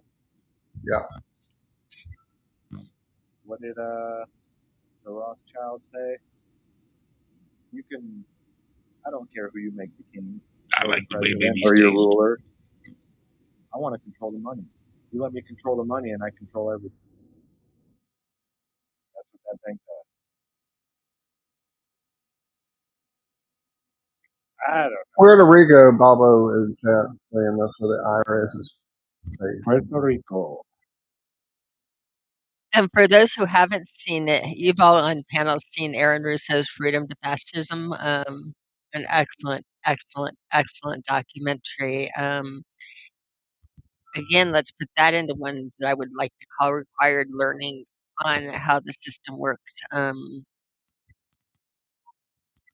It's been a long time since that came out, and I remember when it did come out in the theaters. We lined up to see it at an independent theater when it came out, and it was a big night out. So I'm going to guess that this was probably, it has to be close to like 18 years ago, because it was a date night for Bob and I. That was a big thing because we had a little one at home, and so getting out on a date when you have little ones and a sitter and everything is a big deal. And I think that was, I remember seeing that movie being a big deal, that we had a babysitter, and it was a big night out. And then it was, again, wait a minute, this isn't romantic at all. This is really shocking and eye-opening and makes a lot of sense. But Freedom to Fascism explains exactly how the Federal Reserve was established, how it runs, how all the mechanics are behind it, and how we pretty much signed away our country in, 1933, or Bob would know the exact, he's really good at doing 1913, I think. Wasn't it? I thought it was in the 30s. I thought it was Woodrow Wilson that It signed might the be. actual papers. And again, I'm not a good repeater back where some people can, remember all of the different things, unless it's a song from the 70s where I happen to know every word from every song by heart. A lot of the facts, again, you just pull them up as you need them or pull up on the internet, and I don't have the dictionary in mind that I so wish I had. 1913. Really? Yep. Wow. Oh, I There was can't still believe some that. signage. There's still some signage a little bit further than that really cemented it. Yeah, I They- think 33 is when they went around and gathered all the gold. Yeah, For the Great that could be Depression. that could be exactly what it was. Is taking us off to the gold standard there entirely, and They made it illegal. You were a criminal if you had the gold. Isn't that insane? This is taking me down a whole fucking rabbit hole I forgot I went down years and years ago. I saw Karen B had made a post on you did a lot Facebook. of research into this stuff. Yeah, Karen B made a post saying, there's no law that requires you to pay federal government. I'm like, oh my God. And then there's this whole fucking rabbit hole trying to remember the names of the IRS agents that had tried to come out. And I was trying to come up with their names. And then just trying to, this whole fucking thing. Yeah, it's quite a rabbit hole. Yeah, I was working at a casino in like the mid 90s when I got into all of this and taxes and not taxes and legality thereof and all those things. And I think it was 1873 when the United States decided it was going to be itself a corporation. Because nobody wanted to be held accountable and write their name on all the horrible atrocities that were happening under martial law in the South after the Civil War. Or it was part of the plan all along, and they brought forth with them from England, along with all of their beautiful attorneys like Benjamin Franklin, all the attorneys from England brought with them this idea of corporate personhood. It's been around for fucking hundreds and hundreds of years. The fact that corporations or people, nothing new. Nothing new at all. So I think it's been a part of the plan all along. Again, ain't nothing broken. The system is working exactly the way it's designed. It's going to appear to break. Maybe they've designed it to appear to break 15 different ways. But whichever way it does, they will have planned it. Do you think it ever was how the Constitution is written? Like, was that ever actually the laws of the land? I think I mentioned it this morning. I think there's a de facto constitution showing that there was one written before and then one written after. And it's that, was it the 7th? It was the 5th or the 7th. I forget which one was the Titles of Nobility Amendment, TONA. And it was written, I guess it was the 14th. It was the original 14th Amendment. No shit. War of 1812, buddy. I hope somebody's going to drop that in chat as soon as I start talking about it, because I know there's a bit of a delay, so I hope somebody will come up with that when they see it. But it was the original 14th Amendment. 14th Amendment. Ian's all over it. War of 1812 was to get rid of the nobility clause.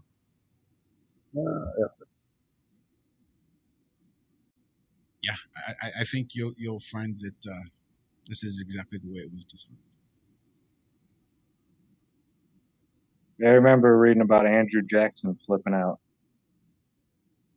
calling them all a bunch of, modern day communists you would call them, but bunch of Benedict Arnold's turncoats or whatever. He was pissed when shit was going down in his time. But again, those are stories. I've never met the man. But yeah, it seems like there were good people that were trying to stop it as it was happening. And it's weird because he's one of the people on the dollar, on some of our money, Some of those negotiable instruments that we have in our pocket. Is it really money? No, it's not. That's a not a money thing. Like putting him on money. I don't know. I think it's weird Benjamin Franklin's on any type of money. If it's on the money, it's for mocking us, not for the people of the money.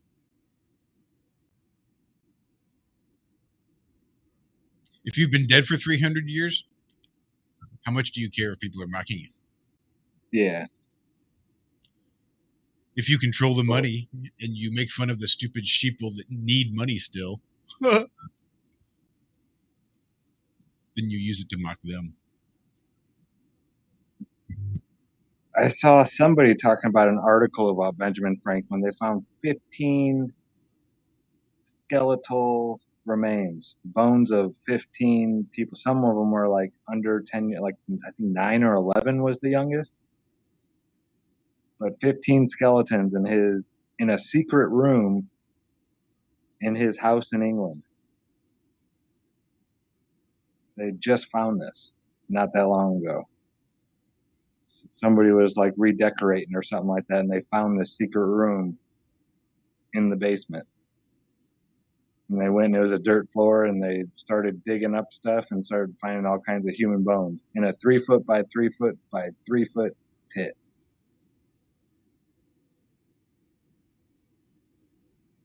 But he flew a kite with a key on it. Come on, man.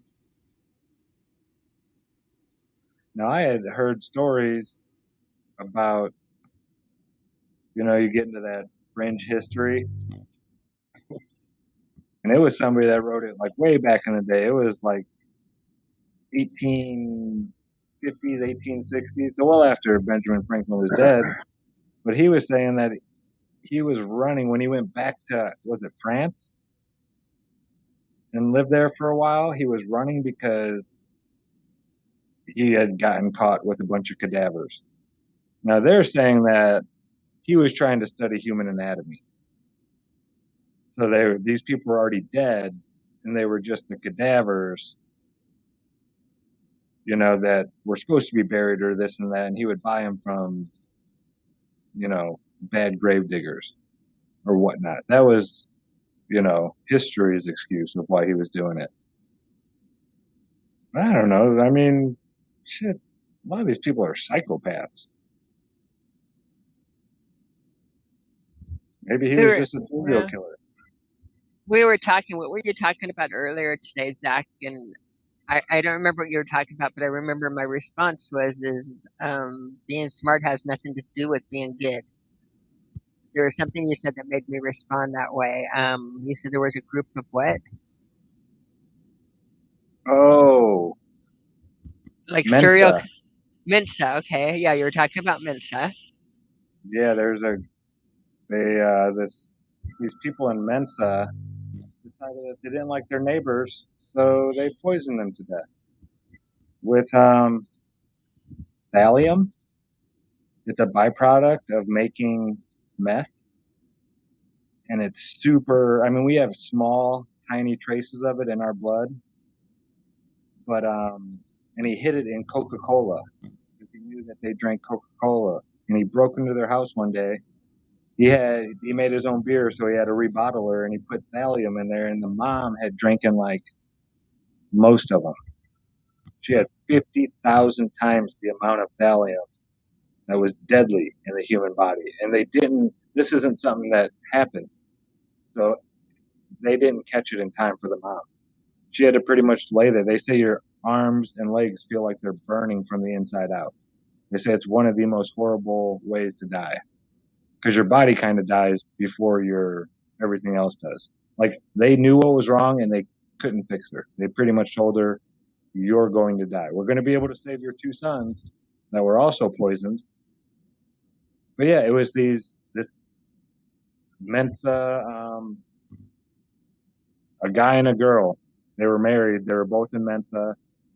And they didn't like the neighbors because they were too loud.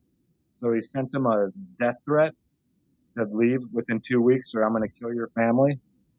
And they put it off, thinking it was some teenager. And then 3 months later, poison. But they were in Mensa. They were supposed geniuses, just psychopaths. And it was really neat because the way they caught him, they sent an undercover agent in as a Mensa person. And she got real close with these two and asked them lots of questions and blah, blah, blah. And yeah, all kinds of stuff. And that's how they got caught. But yeah, just because people are intelligent definitely doesn't mean that they're good. That's not a prerequisite for anything. Not only is it not a prerequisite for anything, it is almost a graver danger. Again, when you're smart, you can think of very clever ways and you can think of different. When you're measuring IQ, all you're doing, and people put it on a pedestal like it's something you should be proud of. Wow, I have a high IQ, and wow, people tell me I'm a genius, and wow, the whole bit. It's just like any other skill set. If you had a voice coach and said, "How well can you sing?" or I was a gymnast and I competed. How well can you do gymnastics? I could compete in the IQ games too in a way because all that is solving little puzzles and picking up patterns, the pattern recognition, which is next in the series. How do the pieces fit together? And it's just a skill set that you're kind of born with. And again, you can almost hit it through different lines, and you can put genetics in that too. But you have, are you good at solving puzzles? It doesn't say how much drive do you have, how much passion do you have, how much care do you have, how much love for your family, what kind of person are you going to be, how productive are you can be. It does not measure any of these things. It only measures how clever are you, how well would you be able to deceive somebody else if you wanted to, or again, you can put it to good use and work on solving some of the more complicated problems. But we really, I think it's cute because if you look genetically wise, the people that wrote the system would be the ones that score well on it. So why not like make an athletic test or something else? Again, when you develop the scale itself, you're kind of, oh, here is my skill, and guess what? This is the most important thing in the world. This is what everything should be judged by, and you should follow again the clever and the high IQ. So just an interesting. Again, you have your super villains written into the chat, but yeah, you can have good within that. Been around a lot of high IQ people. Some of the smartest people I ever met were farmers. They can fix anything. Anything. The high IQs can run everything. It's just that the people that are infatuated with themselves tend to like look at the numbers more and take more credibility in the numbers. But it's interesting. They do test the classrooms on the gifted classrooms and that they do the IQ tests. And then what they also do with it, because they think on ways to use it, you'll see that these classrooms are sponsored by the CIA. Literally, the CIA goes into the gifted classrooms and does like different tries out different ways of teaching. They went to different neat programs in that. I have to say they're cool, but there's a lot of interest in these kids. And again, the way that they can figure out problems. The website itself has a puzzle. Mm-hmm. When you go to, I went to go look into applying for the CIA, just shits and giggles, see what what it was like.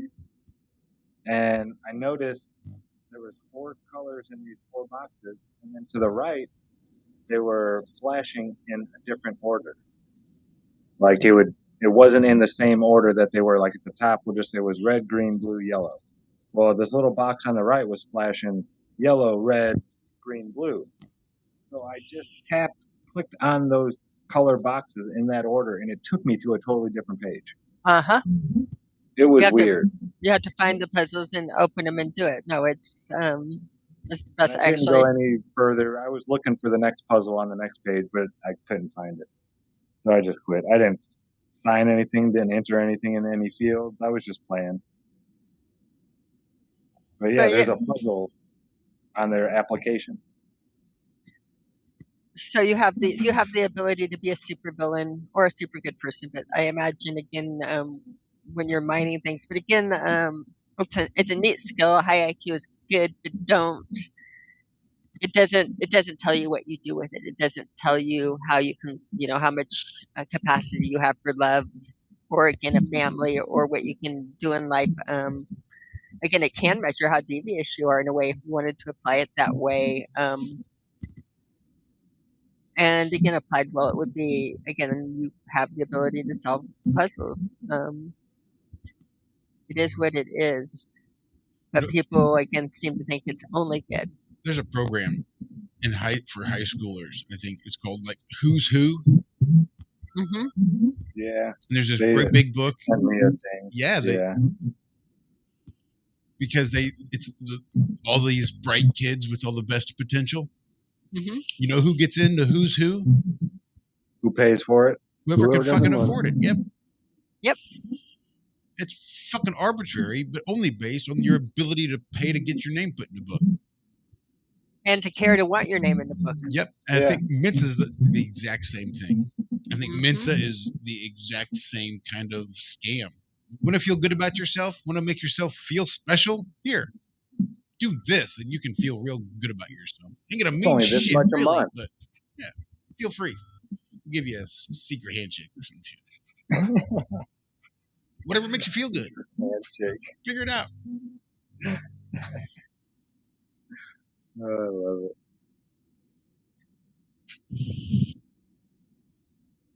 I want to give a big shout out to Logan Cook, who deserves a big round of applause for having had the best quesadillas of his life just now. Logan, was it slathered with Nice. green?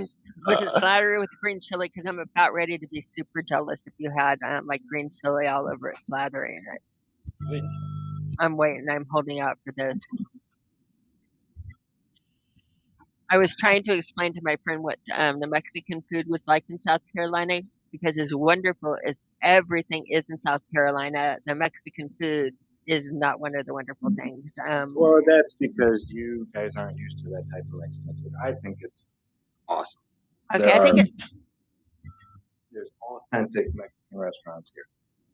Big I shout don't out think to so. that. Like This Taco is Bell. this is what it'd be like for me. Okay, can you imagine, Josh, if somebody gave you a pizza and it looked like a pizza Yes. and it looked beautiful and you're all excited to eat it, and then Yes. instead of marinara sauce, they put on ketchup, and you took a bite of it and it looked like it was supposed to taste like pizza, but you bit into it and it's like, oh my God, that's freaking awful. That's ketchup. That's not marinara. That's not a sauce. That's not what you put on. This is the worst thing ever. But it looks pretty, right? It looks like the product. Well, that's what you get for ordering Italian at a Mexican restaurant. Oh. But yeah, You would not the believe I food had it the worst looks sushi like from the gas station. I just want to give a It's quick seriously, shout out to yeah. Val there in chat as well. Shout out VK. Shout out to everybody in chat hanging out with us tonight. Ain't shit going on except Zach's ghost phone. Subtext phone. Good God. I know we are completely into heavy ASMR. It's It ducking people grows. at this point. Yeah. And it's almost like we're hearing another conversation on his phone. That's why I called it the ghost phone. Right. Who knows what sort of voices? Didn't Tesla invent some ghost talking machine? Or some shit? Some spirit box? Some shit? Somebody did. My God. It's weird. Uh-huh. Doing it a couple minutes ago, it seems like when I go down in my room, this starts happening. Yes. Try going down somewhere else.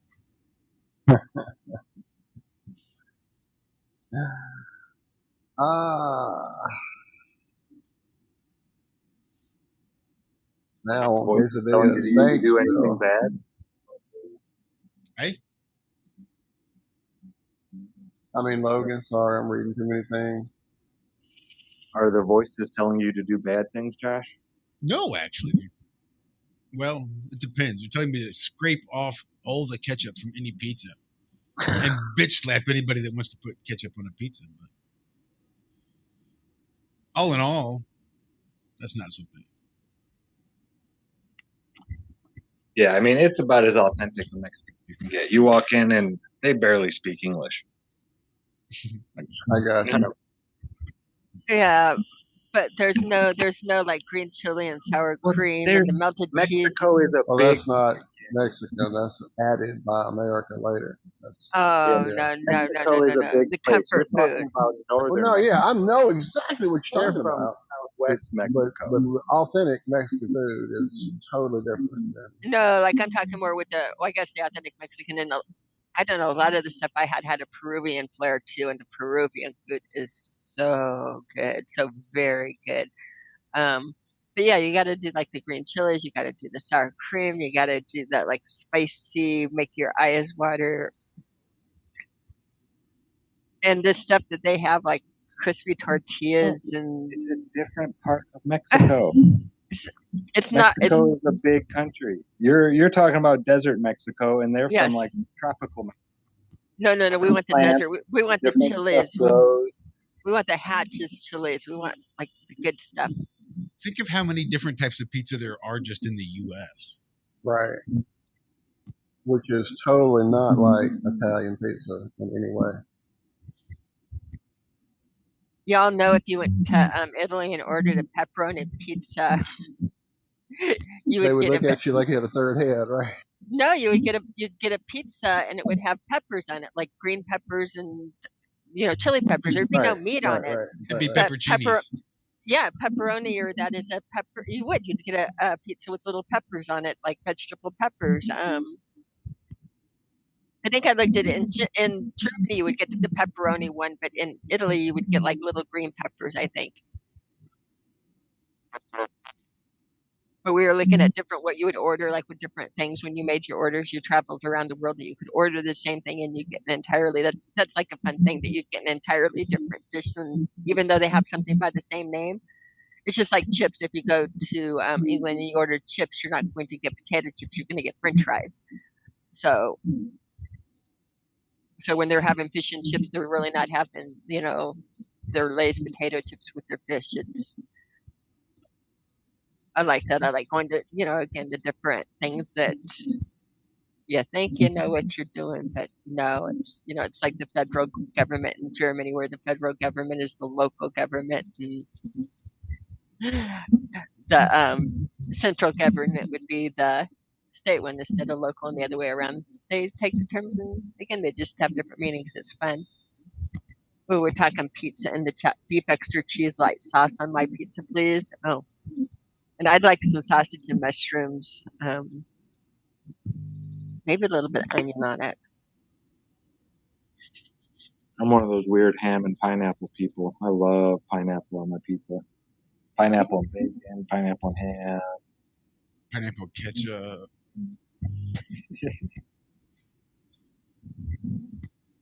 Oh, and now we have the other one that we can do. That's like again my problem, and I can. They have a lot of it in the Mexican food here, and that could be the thing is cilantro. Cilantro, either love it or hate it. I'm on the side that it tastes just like when I talked dirty as a little girl, and my dad put a bar of soap in my mouth. That is what cilantro tastes like. Is not only does it taste like soap, it tastes like Dial brand soap in the brown packaging, the yellow deodorant soap, and like nastiest shit in the world. That is what cilantro tastes like. I'm on that Spot side as well, on, Cammy. spot on. Yep, I'm right there with you. And I mean, and I had a potty mouth, so I'm familiar with the different soap flavors. That's something that parents don't do anymore. But Well, you say a dirty word, you get a bar of soap in your mouth for a second. I don't care what anybody says. I don't see it as a disability for you guys. I think you guys are just as capable as anybody else, and it shouldn't hold you back that you're just deficient in this way. I think it's fine. I think you guys deserve all the rights as the rest of us. That's all I'm saying. I think that they should strip all of the cilantro out of everybody's food, worldwide. Even though y'all might love it and it might taste like gold to you, you're disabling us. You're ruining some food for me and Walt. And I mean, isn't it all about us, Walt? It's not fair. It's not fair. I mean, why should we be forced to say hold the cilantro when you could just leave it out entirely, and we wouldn't be bothered with having to make a special request or ordering something without it. I think Zach might have I'm said going something. with the dance, Zach. I'm Or going one with of the the dance party. ghosts said something. Or they're having a conversation between the two of them. I'm Are not you sure. talking to your phone now, Zach? Karen likes cilantro, and her avatar likes cilantro. Karen B, who I love to death, and she's the best. Not only does she like cilantro, which I find hideous, she likes raw squishy fish. The other popularity out there that thoroughly grosses me out. Even the thought of eating sushi, it's not good. It's gross. It's raw. It's squishy. It's got texture issues. It's Have you considered getting sushi that wasn't raw fish, well, then they put the like a California roll? yeah, but you know what they do? They put, what's the name of that, the kelpy tasting stuff in there that's like god awful. Seaweed? There's nori or whatever. They put the nori Yeah. in there, and if they don't ruin it with the squishy fish, they put like a god awful seaweed crap in there. And so even when they take out the squish gross factor, they still muck it up. It's still, I mean, it's gag worthy. So I know I'm speaking to everybody. I know how popular sushi is, and people do date nights and everything. And I do have to say that it is something that Bob and I have in common, is we both find it gross. So it works for us. But yeah, I don't get the squishy fish. I take the English chips.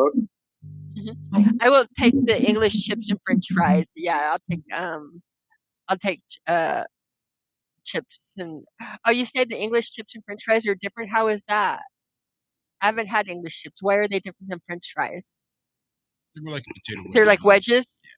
Yeah. Well, I mean, I was thinking of them that way. I think of It's like a fries as steak being fry. multiple shapes and that. Steak fry, shoestring fry, curly fry. Yeah. You're talking probably a wedge. I pictured them as a wedge fry in England, and I could be way off, but I always like just figured like wedgie fries, boiled in oil for me as well. Can be. See, I like the sashimi.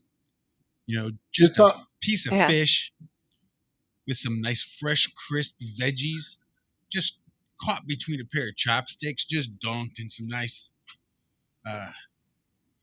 wasabi. Yeah, just pop it right in there. Just one big fucking mouthful, just as much as you can cram. You have to be able to poke the whole bite in your mouth with the end of the chopsticks. Like, you're so full, you have to hold it in while you chew. Otherwise, it's going to come out of your mouth. That's a good piece of sashimi right there.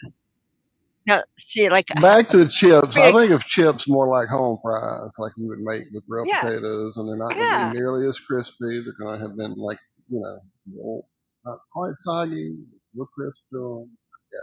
Yeah, that's like, me, and I may be wrong. That's I'm trying to find my mute Leathercrat is doing that too. They're thicker, usually made from Maurice Piper potatoes. Yeah, I would think of them as a thicker, more hearty than like our McDonald's French fries. So I guess I put that in there. Y'all are still talking about the raw squishy fish. Fish is outstanding. There is nothing better than like a nice halibut steak. Or I want Ted and Karen flying in from the east, and I want Daryl flying in from the west, and we're going to come here to St. Louis. We're all going to sit down and fucking shut down some sushi places. Right. Oh, you all do that, and I'll babysit the kids or do anything somewhere else. Man, this stuff is so gross. Daryl, I know you guys are all loving it, but it's no, hooks love the bait. Yeah, if everybody loved the same stuff, wouldn't it be boring? But just because we all love different things, this is like perfect in the like on the food thing. So down on it doesn't make you a bad person because you're not the same as the other person. Like how boring if we sat there. We had Jose. I'm going. Yeah, we had Jose in the chat and everything. Karen, Daryl, blocking everybody. Yeah, let's. Karen, you are booted your ass out here. You eat that squishy shit. That's gross, Karen. Actually, I miss Karen. I get to see Karen tomorrow. I'm hoping if I can figure out what time we can do map talk. I'm hoping the dreams on the map are that I'm meant to get further with her this week on it. I've been having map dreams. And yeah, we'll discuss things, but we won't eat raw fish. We'll do we can figure out other things. We can have some tequila. Yeah.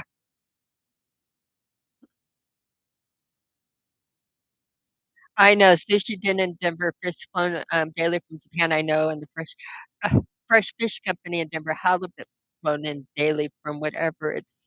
I'm telling you, just take your fish and cook it up. It's so much better. And then if you cook it up, you know what you can do? You can squeeze lemon over it and then dip it in the hot melted butter. I'm telling you, it's so good. Why are you eating it squishy and cold and gross when you could have it saturated in that warm, delicious, buttery lemon glory. Nobody likes, again, I love a good, we'd say a good steak of fish, but not this raw stuff that they put seaweed in, wrap up, and then you eat it cold, squishy, and wet, and Like cereal, cold, squishy, and wet. Ice cream, you eat it hot-blooded. cold, squishy, and wet. I like my stuff hot. I like it hot.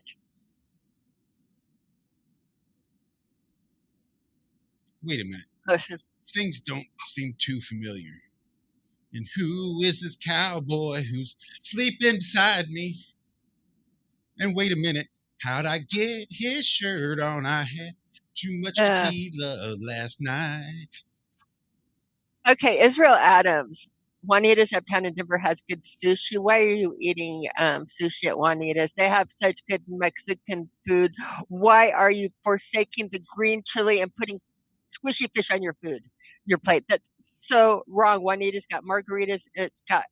They know how to do the green chili there. They know how to slather that burrito. They know what they're doing. That Israel Adams, that is a sin. That is a sin. He just went to a Mexican restaurant to eat good sushi. Sure, why not? Why would you do that? My heart is broken. Juanita's has all the best pasta con broccoli. It is all good at Juanita's. Juanita's is one of those restaurants that crosses over. It's a dive that crosses over on. I think they even do Greek food or whatever. Everything they do is remarkably good. Really a family tasty. You wonder how they can have 100 things on their menus and do it all so good, but they do. I do like Juanita's. Nemo, you can also buy in bulk just the cereal marshmallows that also go well in ice cream. But yeah, Golden Grahams, Cinnamon Toast Crunch, Cocoa Puff, all So really disgusting. good on cereal. Or on ice cream, I mean. Mix them in with your ice cream toppings and stuff. Oh yeah, I gotta go take a video real quick for Nemo. I'll be back. Oh, okay. I put it in if you want to play it. I have a competition Nemo video for you, Josh. I put Bob playing with Minion in the Iron Realm Wednesday chat.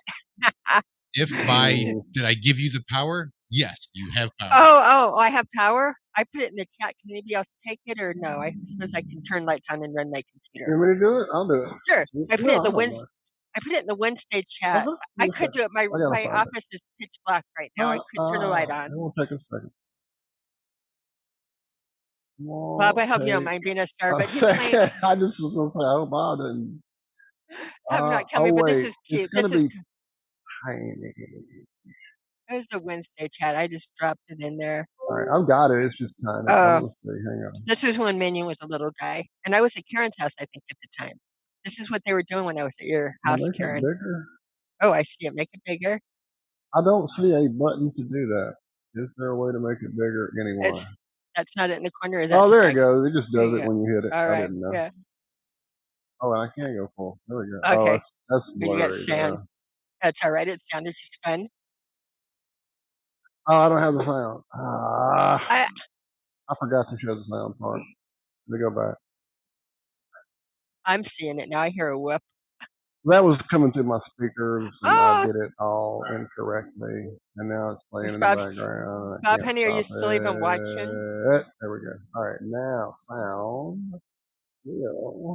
My son was going through his phone. Through. Sure sound. Oh, no, you guys have got the filter on the top of the screen on the YouTube where it blurs everything out because what he's doing. Oh, I didn't know.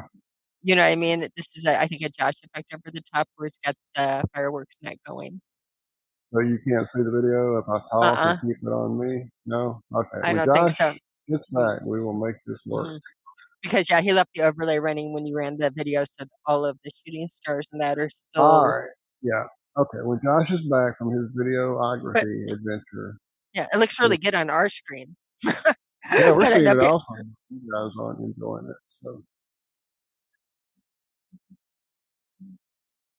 And I'm playing catch up in the chat. What's up, James? I hope your ears were burning. You were being mentioned quite a bit earlier, friend. But shout out. Man. And I've got too much of it. And I've got Father Minion in my ear. Hang on. Okay, there we go.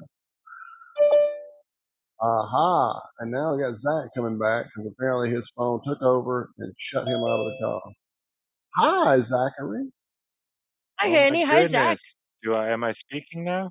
Yeah. Oh my, and you're not roboting or anything. And Where's you're not my? ghost phone. I was almost like dancing to the background electronic beat. It was almost as Old good as a man reaction. trying to hook up a headset to a computer and all that jazz. I was getting ready to call Jaron, but I did it. I made it. And what, Zoom crashed? James is in our chat and he's not blocked. Look at that. I knew we could He's make it happen. here. We're so happy.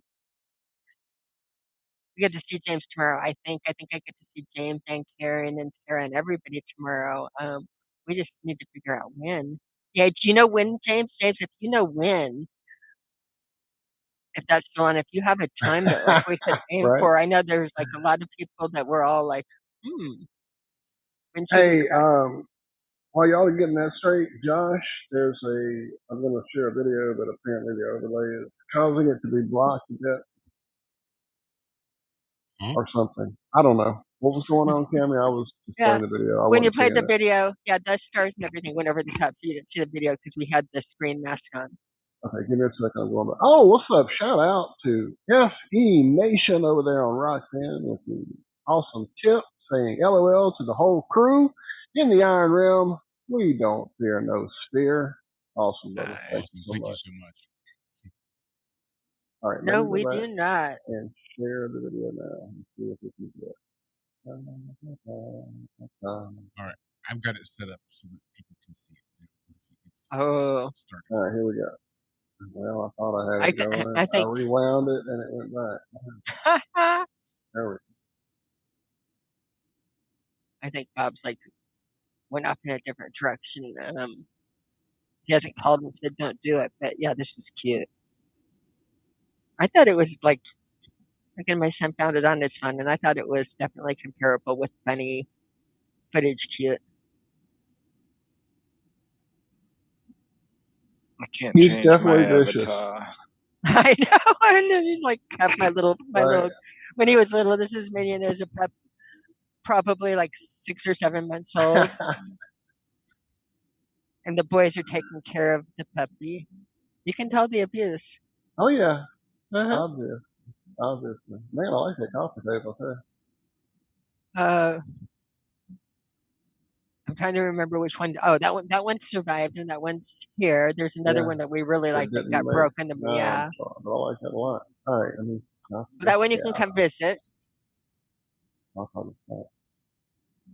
Looks different in a smaller room.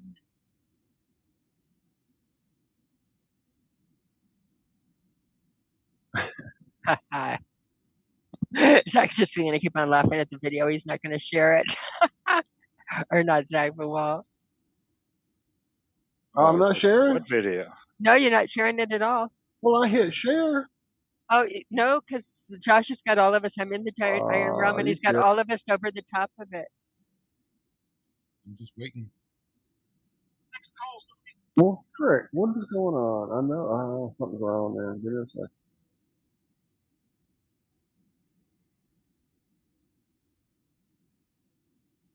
There we're going. Haha! I see him up there.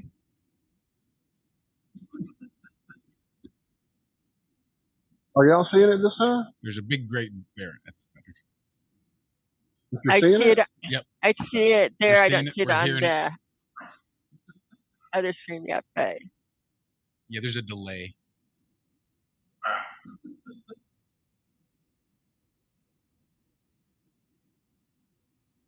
a lot of hype for a little puppy play, but they are cute.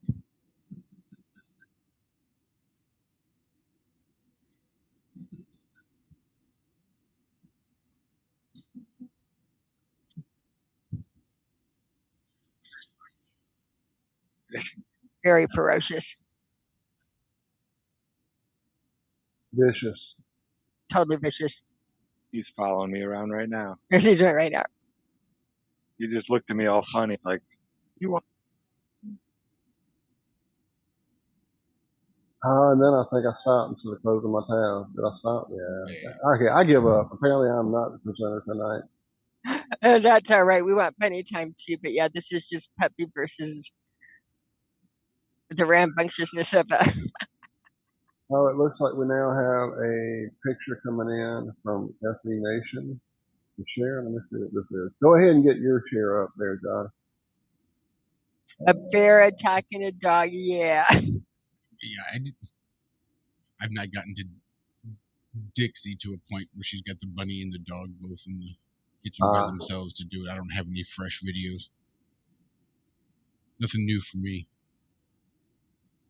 That was an old one. That was my son finding it on his phone and sending it to me. And it was like, yeah, it was so cute. Such a cute little puppy.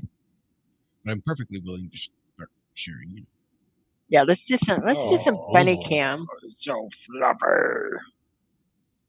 So that's Binks and Layla. Layla is this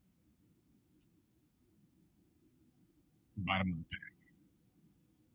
This is them getting along. Otherwise, it's the bunny chasing the dog, trying to get some attention from the Wait, dog. where are we seeing this? On YouTube only? It's just finally came up now, yeah. Sorry, it's loaded into Restream. It's just a lot easier for me to show it just with the click of a button on Restream than having to load it into the OBS to share it to Zoom, to then pull it up on OBS again so that I can share it for everybody else at the same time and then get everything. Yeah, it's all good. I just wanted to go see it. That's all. It's good stuff. Some real good stuff. It's a lop-eared bunny. Oh yeah, there they are, sleeping again. Yeah, I knew I had some stuff here somewhere. Ow.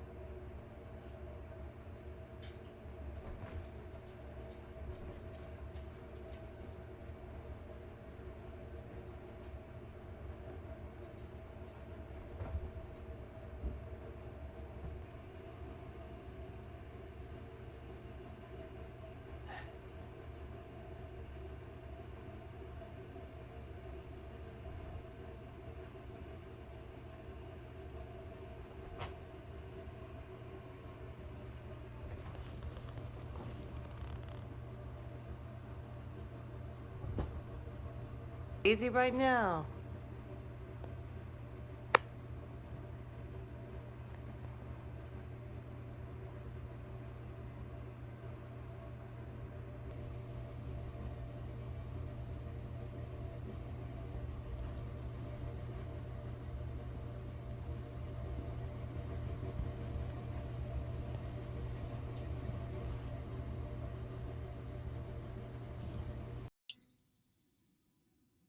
Yeah, so apparently you might even be muted while that video was playing, so nobody heard us talking. They just saw the video playing. So that's interesting.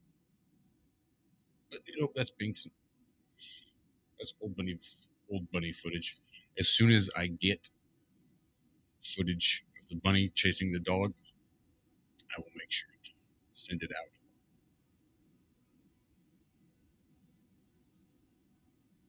I dropped a picture in IRM Wednesday pre-show, Cammy, if you want to share that one. Shout out to PTSD Joe. Yeah, I couldn't get to the mute fast enough. Shout out, Joe. All right, I'm looking for that now. Zach, you dropped it in where?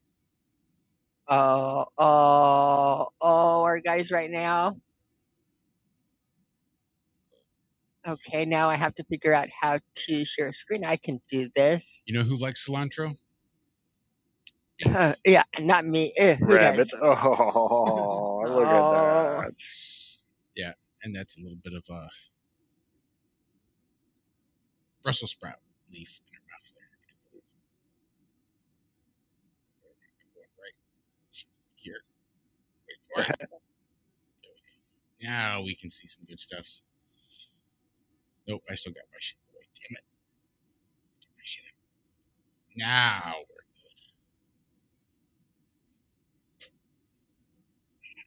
No, I'm running blind because I took out my screen to put this up on it, so I don't know if you've got this up there. So tell me when to stop sharing because I do not have the show up anymore. Well, you can stop sharing whenever your heart feels Oh, the need to stop sharing.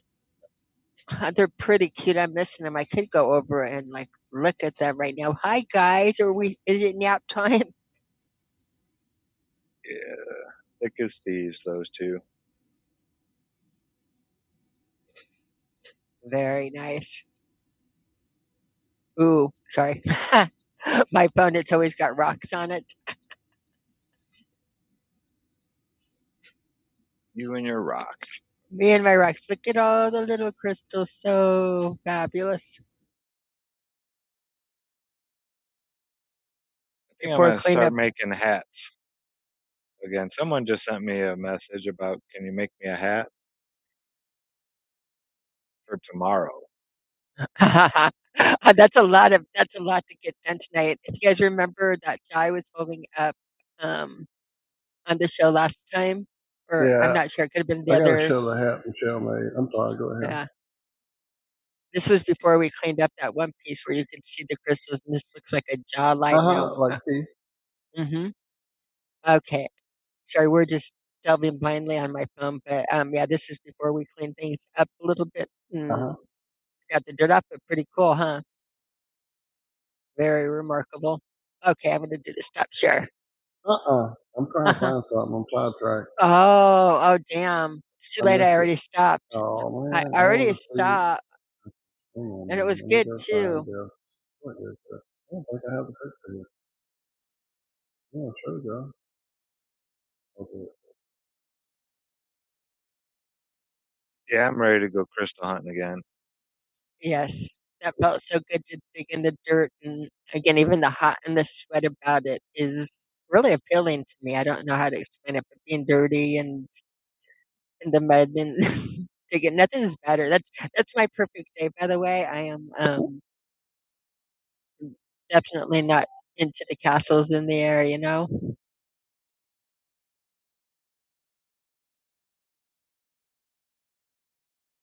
Is that you outside with them, Zach? Or Yeah, I'm whistling. you're whistling? Okay, I because I don't can. see him. Let's see if any of them come up to see me.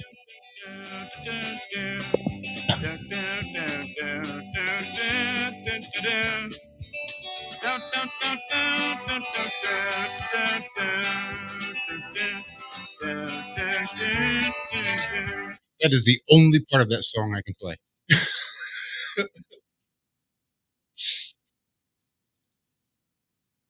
Thought I'd put that up.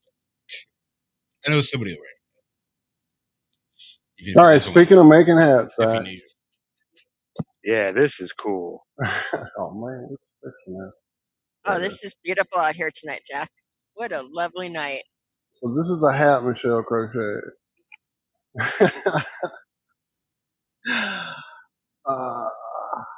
That is just too awesome. That is wonderful. That is absolutely outstanding.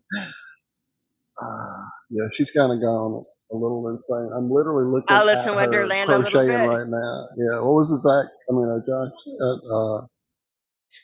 I don't remember now. The Joker meets Nightmare on Elm Christmas, It was the Nightmare Before Christmas in Gotham.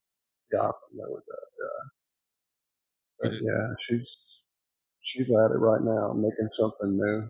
That purple and the green is gonna make some juggalo real happy. Yep. I'm That just is thinking, so cool. Tom Petty would have just like it would have.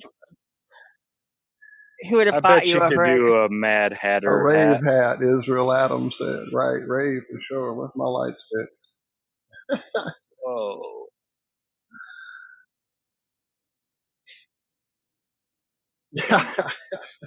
Low calorie beef jerky these days.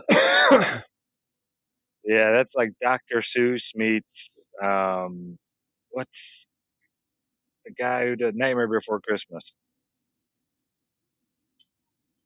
Those Tim colors. Burton. Tim Burton. Yeah, Tim Burton. Tim Burton. I was going blank. I'm sure.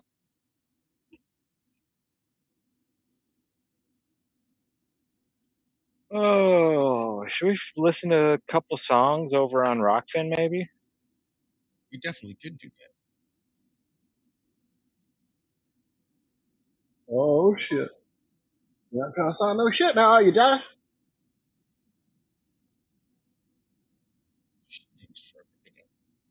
Oh, and my dad's turned down. Really?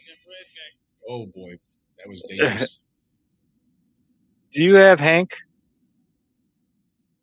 I do. I did a minute ago, but I think he just went down. Hank, do you want me to bring him in up here? He's in. Do you have him in? Apparently, Joe tried to call in, and we missed it because of the Okay. sharing. I'm guessing. Sorry about that. The sharing, or because like when I tried to play earlier, everything was friggin' turned down. Oh, here's him in. I have them both. You ain't gonna start no shit, is you?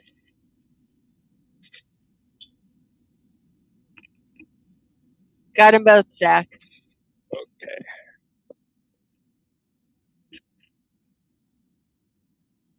Y'all children watching the show. Uh-huh. Happy Friday, my friend. Happy Friday, my friend. I gotta hook my camera up on my computer. I think the last time I had it up was the last time I was on the show with it. That was a while ago.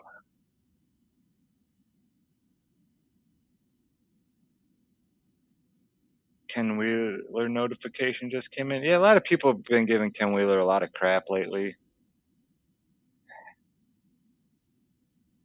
The guy can't say the earth is flat.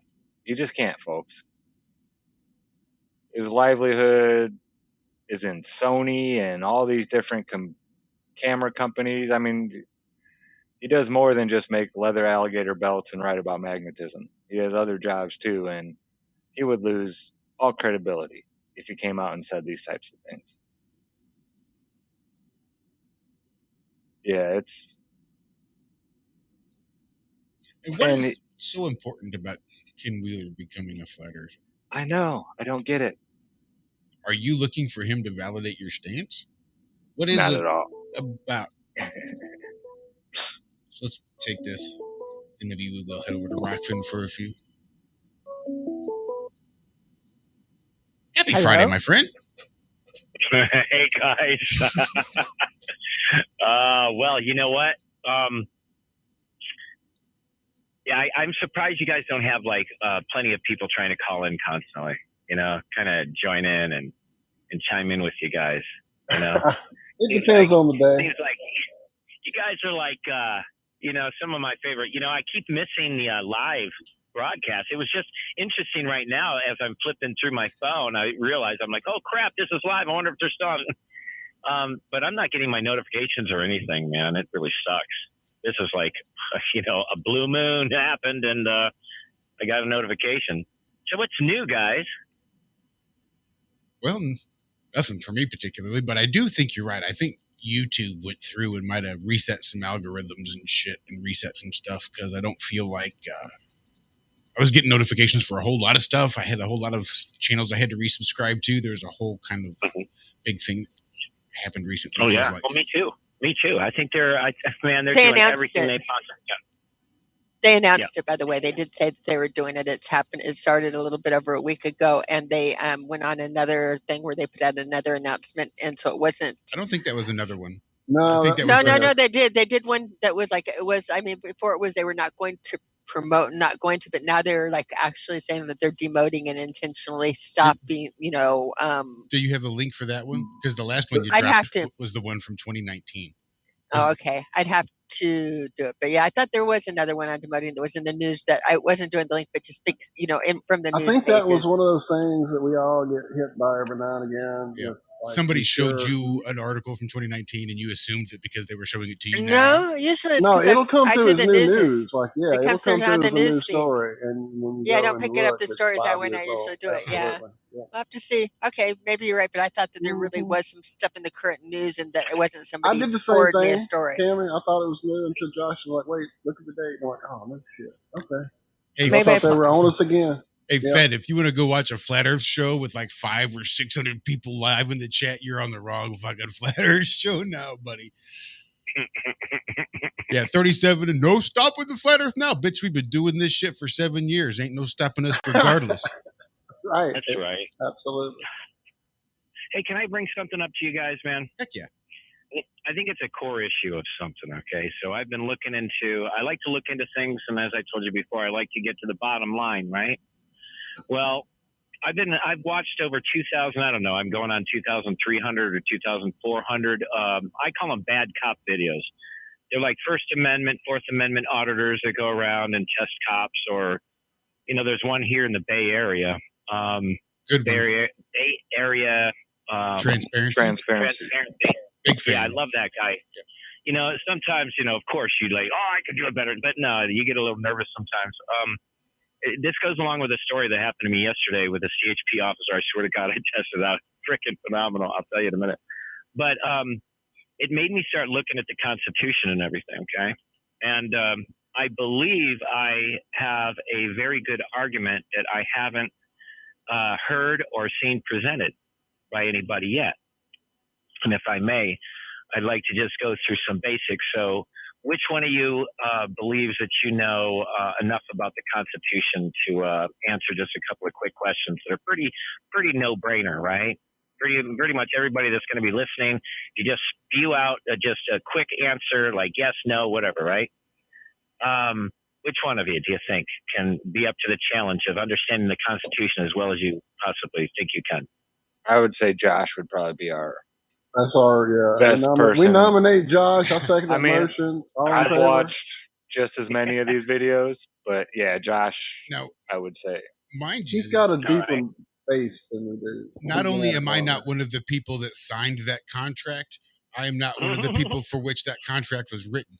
So since I'm not part of the government, all I did was swear an oath once to uphold and defend. No, but I mean, I might be able to. We'll give it a shot. That's like me in the military, right? They never gave a time limit, right? You know, just while you're in service, you swear an oath to the Constitution. Right. Here's my issue with this. Now, I know, I mean, if you want to go even deeper into the Crown Corporation, creating the Constitution, everything else to create this Jones plantation fantasy that we live through, well, that's fine. But let's just get down to brass tacks of if they created this illusion, how do they keep this illusion alive? Well, it's like people like you and me, the nobodies. We're pretty much nobodies in politics and everything else. So, I mean, obviously, right? So let's just get through the basics. Josh, why was the Constitution written? In an attempt to limit the government and protect the rights of the individual. Okay. Now I'm going to expand on that. It's to create the government altogether. Okay. So this is what people are missing, I believe. Okay. First of all, the entire United States of America, before it was the Articles of Confederation, and they realized that, hey, we need to, set up some branches and set these things up a little better. So they set up the first three branches, and I just said first three, and that's going to confuse you for a minute until I tell you the rest. So the first three branches of government were the legislative to make the laws, the judiciary to then interpret those laws, and I would say not to interpret those laws, but to make sure that those laws are constitutionally correct. Okay.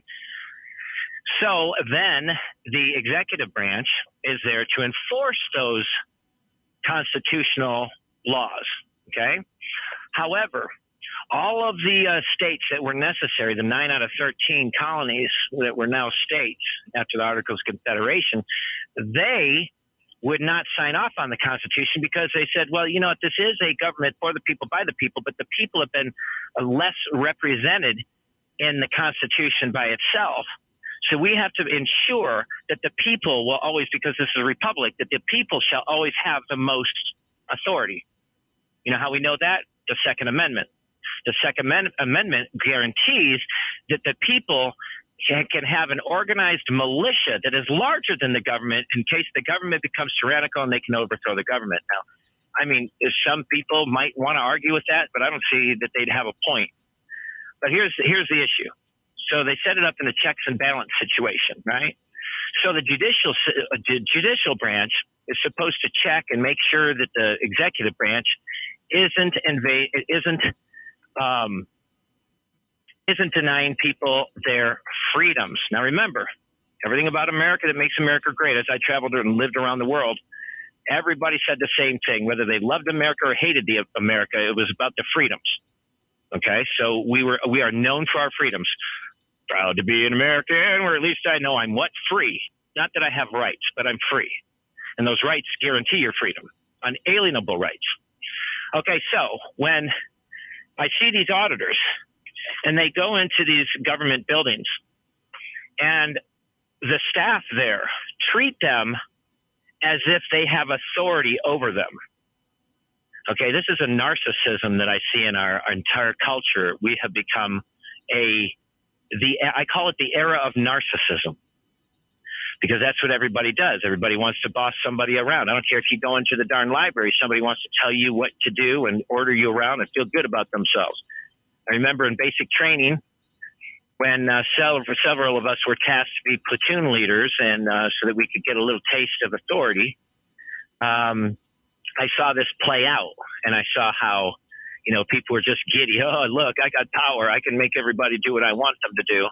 And it's kind of the same way when they have you march. And when I was in military school and I used to lead the school and marches and things like that, and I have total control over their body movements. So anyway, let's get back to the Constitution. So if somebody's trying to take away your freedoms, it really boils down to the law of the land. It is not the law of the government. It's not the law of the people. It's the law for everyone, every swinging, on this land, every corporation, everything, right? And people don't see that. It was really talking about on this land and 200 miles out from every coastline, it is, or border rather. Well, no, coastline, sorry. Borders are right there. But it is the law of the land. Okay, so it's the supreme law of the land, which guarantees the United States of America is the United States of America. So when I see police or any of these other people denying people their freedoms, what I see is these are enemies of the state. These are the people that our forefathers would take out back and whip them into submission until they realize that they are to respect everybody's rights under God. So as I watch these auditors, I see that they're not necessarily teaching that, hey, when you try to deny me or anybody else a freedom that is guaranteed by the Constitution, you are biting the hand that feeds you, because the only document that has set up every single government within the United States, from federal to local, is all based on the Constitution. So there's always all three branches, and then there's representation by the people. And we are not supposed to be a democracy. We're a republic. We're a representative republic. So the problem that I have is that they're not pointing out the fact that when you deny another American their rights under tort law and civil law, that's illegal. And people can be held accountable for this, which, is something that I'm looking into right now. And I'm about to sue my ex-fiance for trying to deny my rights and things like this. But she's not doing it. She's not denying your constitutional rights. She might be violating some sort of tort law, but as a private individual, she can't violate the Constitution. Well, no. But the problem is that the system that's been set up right now, you know what qualified immunity is for police officers? Yeah, that's what they call sovereign citizenship. Well, you're right. But you know what they've given women? It's the same thing. The Me Too movement, even before the Me Too movement, you're just supposed to take the word of the woman that says, oh, he beat me, he did this. And that's not constitutionally correct. Okay. Under the 14th Amendment, you have equal protection under the law. So the fact that women have literally been given, qualified immunity in court, because I saw it firsthand. In fact, everything that I've ever learned in my life has been firsthand. I'm like a Job that I just realized recently that this is the blessing that I've been given throughout my entire life. I'm no longer sad. I'm no longer upset. And it's a lifelong lesson that I learned throughout all of this stress. I realized that, man, I have become wiser and wiser through the most traumatic experiences. And so it's a matter of, the more traumatic the experience, the more the wise payoff. If you're searching for it, you'll end up finding it, right? But the whole idea that when these police officers try to deny your rights or try to overstep their authority and try to boss you around and everything else. They are literally acting not just as tyrants, but as anti-Americans. They're being un-American, and they're being traitors to the United States Constitution, the same document that gives them any authority whatsoever at all, the United States of America. So really, here's what happened yesterday. I was driving back home from Colfax, and I saw that a CHP officer in one of their CHP SUVs he pulled over a driver. And I said, oh, shoot, I'm going to just see what's going on. So I pulled behind him, about 20 feet behind his rear bumper, and just waited for him. I got outside of the car and just waited, by my door. And when he was done with the driver, and the driver was already taken off, and he was walking back towards his vehicle, he says, hey, can I help you? And I said, yeah, sure. I said, I just wanted to ask you a question. He says, okay. And he comes on over to me. And I asked him, I said, hey, how do you feel about these constitutional or First Amendment auditors? And he said, do you have a question for me about traffic or traffic law or anything like this? Because I'm really busy. I said, no, I was just curious about, have you ever run across a First Amendment auditor? He's like, you know what? I said, do you know even what a First Amendment auditor is? And I can tell he did. Right. But he says, you know what? He says, you don't have any questions for me. I'm busy. I got to go. And I was like, but wait a minute. He says, get away from me. Get away from me. And he was walking, and he walked quickly. He walked so quickly back to his car. And I was kind of following him, because now I'm kind of giggling. I'm kind of laughing because I don't understand this reaction. It's like it was like a fear, but like this, oh gosh, I don't want to get caught like this. And I'm frustrated, and I'm getting a little pissed off. And he just kept on saying, get away from me, get away from me, jumps in his car, rolls up, he's got his, puts the window up as he's saying, get away from me, starts his engine and just peels out of the parking lot and zooms off. And I got to tell you, I had about another 5-minute drive to get home. And I think my hernias just busted out and everything else from my laughing so freaking hard. I couldn't help myself. I couldn't believe it. That is hilarious. Isn't it hilarious? But, here's the funny thing. I forgot to tell you, I did the question that pissed him off and made him do all of this is actually, I asked him, well, do you know who you work for? Now, I know he was probably thinking I was going to say you work for me, because that's bullshit, though. Now, I just told you that the only document that gives anybody in the government authority is the Constitution.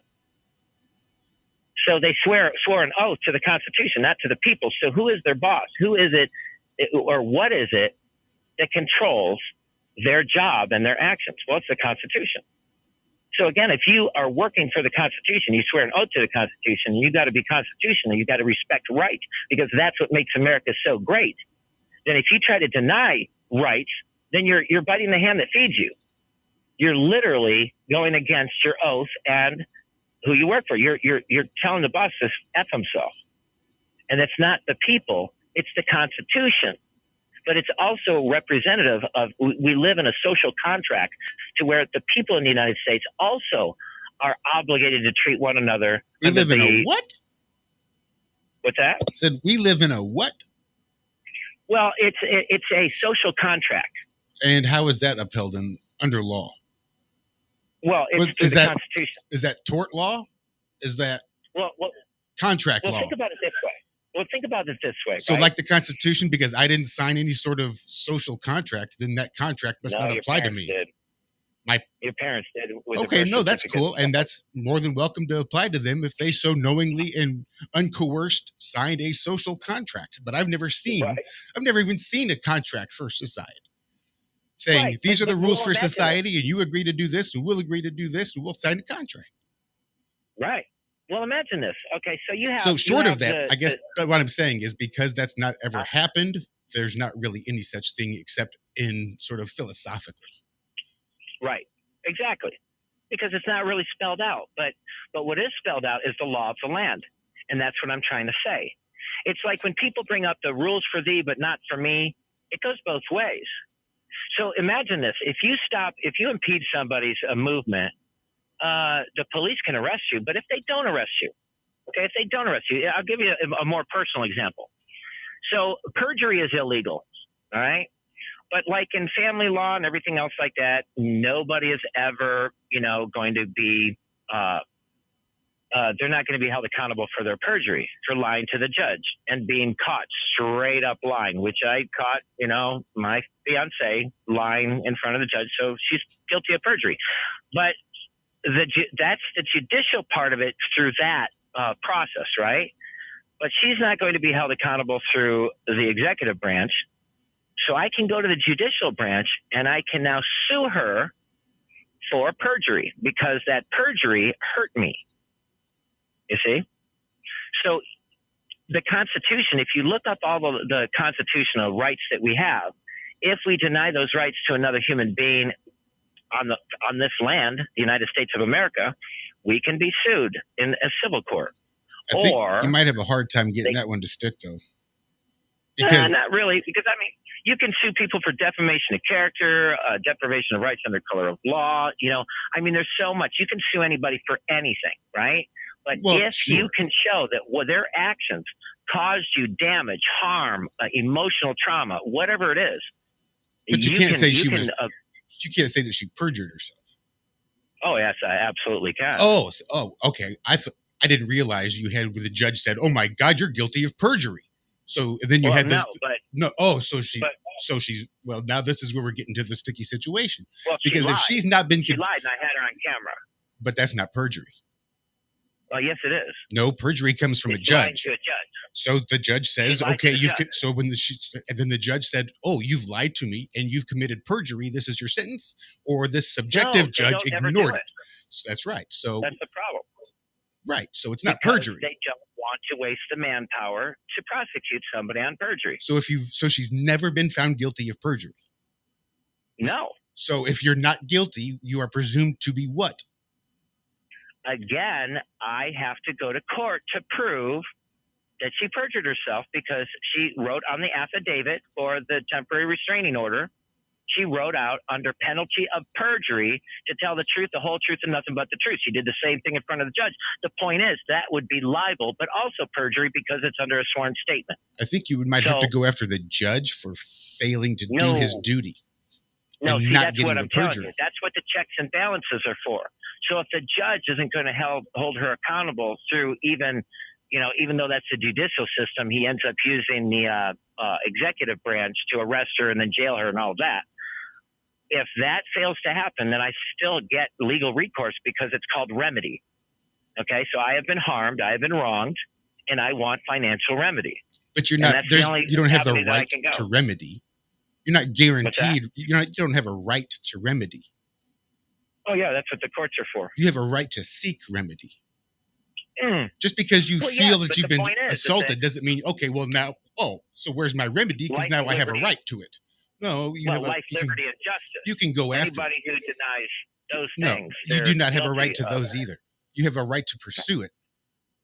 Right. You can pursue happiness. You have zero right to happiness. There is absolutely no right to happiness. No, I never said that. Only to pursue it. But but redress works the same way. I think redress. What do you think Johnny Depp did? What do you think he did with Amber Heard? He sued her for defamation or libel or something like that. Right. Just a guess. Yeah, I watched the whole trial because it ended up, coming on my YouTube when I was researching how to respond to restraining orders and all this kind of crap. Mm-hmm. But the judge definitely didn't impose any type of penalties on me, but he did extend it for 6 months because he just blew it off and said, "Oh, so it's a he said, she said." And I wanted to tell him, no, it isn't. It's a camera said, she said. Now, the camera doesn't lie.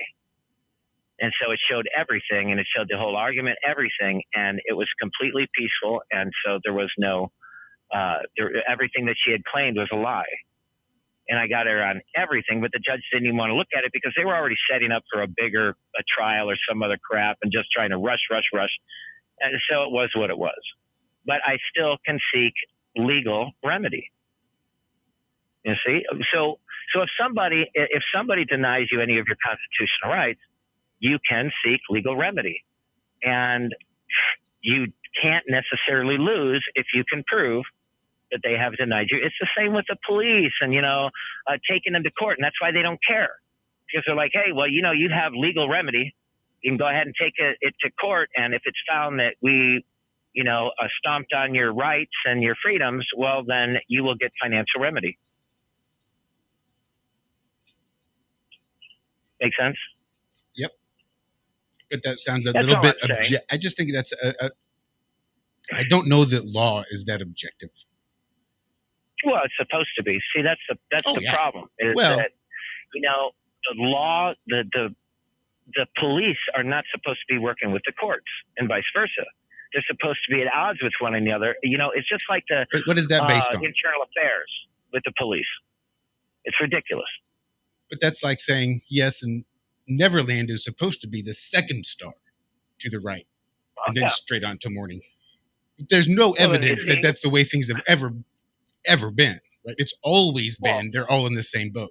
So to say, well, it's supposed to be this way, sounds like a kind of a pie in the sky dream. Well, what were you taught in civics class? There we go. In school, I know what I was taught. We were all brainwashed with this pie in the sky dream, where we all have this political power, and we should all run out and vote and hurry up and support our favorite clown. But in order to convince people of this, they have to maintain the status quo. They have to make it appear like that's true. Yep. And that's why law will always be subjective, because when push comes to shove, if you ask the right questions, they will shove your face in the cell. You'll disappear. You'll be buried. Right. You'll be arrested for paper terrorism. Right. But you know what they don't care about? They don't care about when you and your fiancé have a squabble, because they don't give a shit about either one of us. Nope. So that's where you can use the law, and that's where they make sure that they shine and promote this. Oh, well, you have equal rights, and oh yeah, you can sue the police for beating you up, and all this nonsense. And I wish I had a cell phone that recorded video, and I was smart enough to record video back in 2000 when the police beat the hell out of me and put me in prison for resisting arrest with forced violence. So, nowadays it's pretty common for everybody to realize that, hey, you pissed off a cop and it's contempt of cop and they beat the shit out of you and then charge you with resisting arrest, because it's not natural for people to block their punches, when they're punching you in the face, right? So, I mean, again, it's I have personal experience, and I have realized how this game actually works. And it's all the illusion of the Constitution. As they erode our rights on a larger level, they try to enforce them, especially on the smaller level, because they don't care about little squabbles. The judge doesn't give a damn. You see, when somebody perjures on the stand, they didn't hurt the judge at all. They hurt the opponent. They have hurt the person that they took to court or took them to court. So that's where the remedy comes in. And all you have to do is prove that it hurts you. What they said would be slander. What they wrote would be libel. Defamation of character, when they portrayed your character in such a way and they lied about it, they knew about it, then it's malicious intent. I mean, there's so many rules, but they're so basic. And I think they're so understandable. And again, they have to be basic. They have to. When I saw Johnny Depp take on Amber Heard, I said to myself, oh, so the Crown Corporation wants the tables turned a little bit. And it's kind of looking that way. So I might have, it's just kind of like right now, I have to go to court because I'm suing the insurance companies. They didn't want to give me what my vehicle was worth, and I was found innocent in a vehicle accident on the freeway. And so I have to take the two drivers that hit me, to court. But their insurance will pay for it because they had, insurance, of course. But they didn't want to pay me what my vehicle was worth. They said it was only worth like $4,700 back in 2016 when I had my accident. Well, now I was trying to argue back then, well, wait a minute, I had a remanufactured transmission and a remanufactured engine, both around $3,500 put in it. And the carcass itself was absolutely perfect everything. Got new wiring harness, new rotors, calipers, brakes, everything, right? Everything. And even the Optima battery, everything was changed out to be beautiful. I mean, it was going to be my work truck, and they totally demolished it. So I had about $13,000 into it. fixing all that stuff up, in for a penny, in for a pound, right? I just said, what the hell? I'll get a brand new truck for half the price or less. Well, back then it's different than now, isn't it? You start to look at the prices of vehicles now, and people are like, holy crap, 5 years ago you couldn't get squat for this car, but now look at how much people are paying for it. So you see things do change, when before everybody I spoke with, they said, oh, no, they just go based on the mileage and the year of the vehicle. And so it's straight across the board. That's, if it's in good condition, you get this much. And so there's this, set of criteria that you have to meet, and then there you go. But it's all changed. So now I can show that, the vehicle, its value isn't just tied into its year and the number of miles that the chassis has been driven, because the chassis will last 500 years of its garage. So it doesn't really go down in value. So it's really about the drivetrain, and that's where the mileage comes in. And now I can prove it. And most people understand that, the value of a vehicle isn't as cut and dry as, mileage in year, right? Does it make sense? It makes sense. Again, I think you'll find the subjectivity of the law is going to, unless you can afford to overcome the subjectivity, then justice is just an illusion. Well, most of the time, you see, the judges don't care. Again, one way or the other. I guarantee you the judges care. Guarantee you the judges care. Ask a judge. Well, I'm talking about things like this. I'm talking about like my vehicle. I've got a couple of people, sworn statements, that say that they would definitely, they offered me $15,000 for my vehicle when I had it all squared away, because it actually, it's a Nissan Xterra, and a lot of them were making them like Baja ready and zooping them up and everything else like that. And so it's kind of, one of those things where I spent the money on it. I should have remedy for my investment.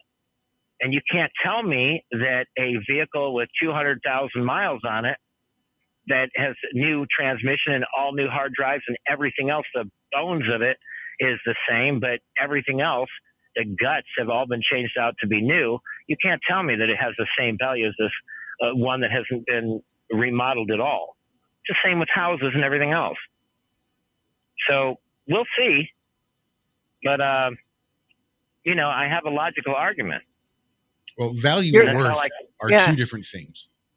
And I'm going to speak up a little bit on your valuable argument, because I watched a lot of the Johnny Depp trial, and I watched it on the lawyers via lawyer channels, because I was learning about a lot. I was doing it from a fascination. So if you did watch from the lawyers and learning on the fascination, you'll notice that, like on that trial, for instance, she was caught in one lie after another lie after another lie after another lie, with photograph, with pictures, with video, you couldn't make it any more clear.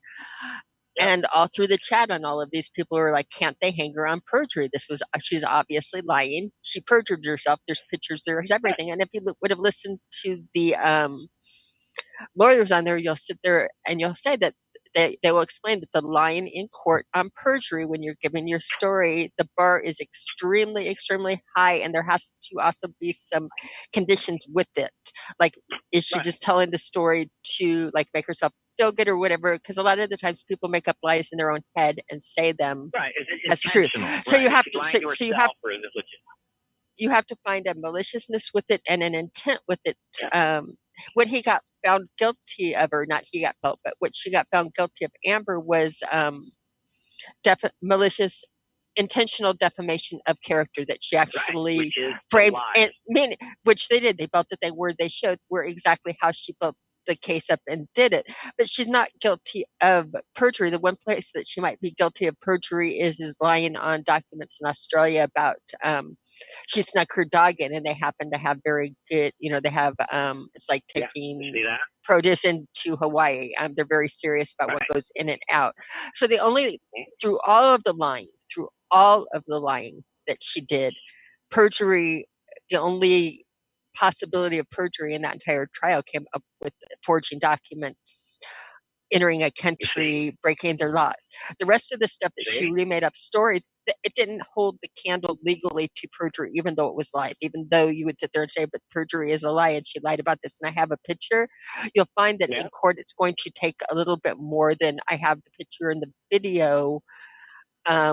Even with all of that, they did not, again, find her guilty of perjury on all of the different things. They only, when you built the story of that she literally went maliciously defamed him with very intentional steps and very intentional Right.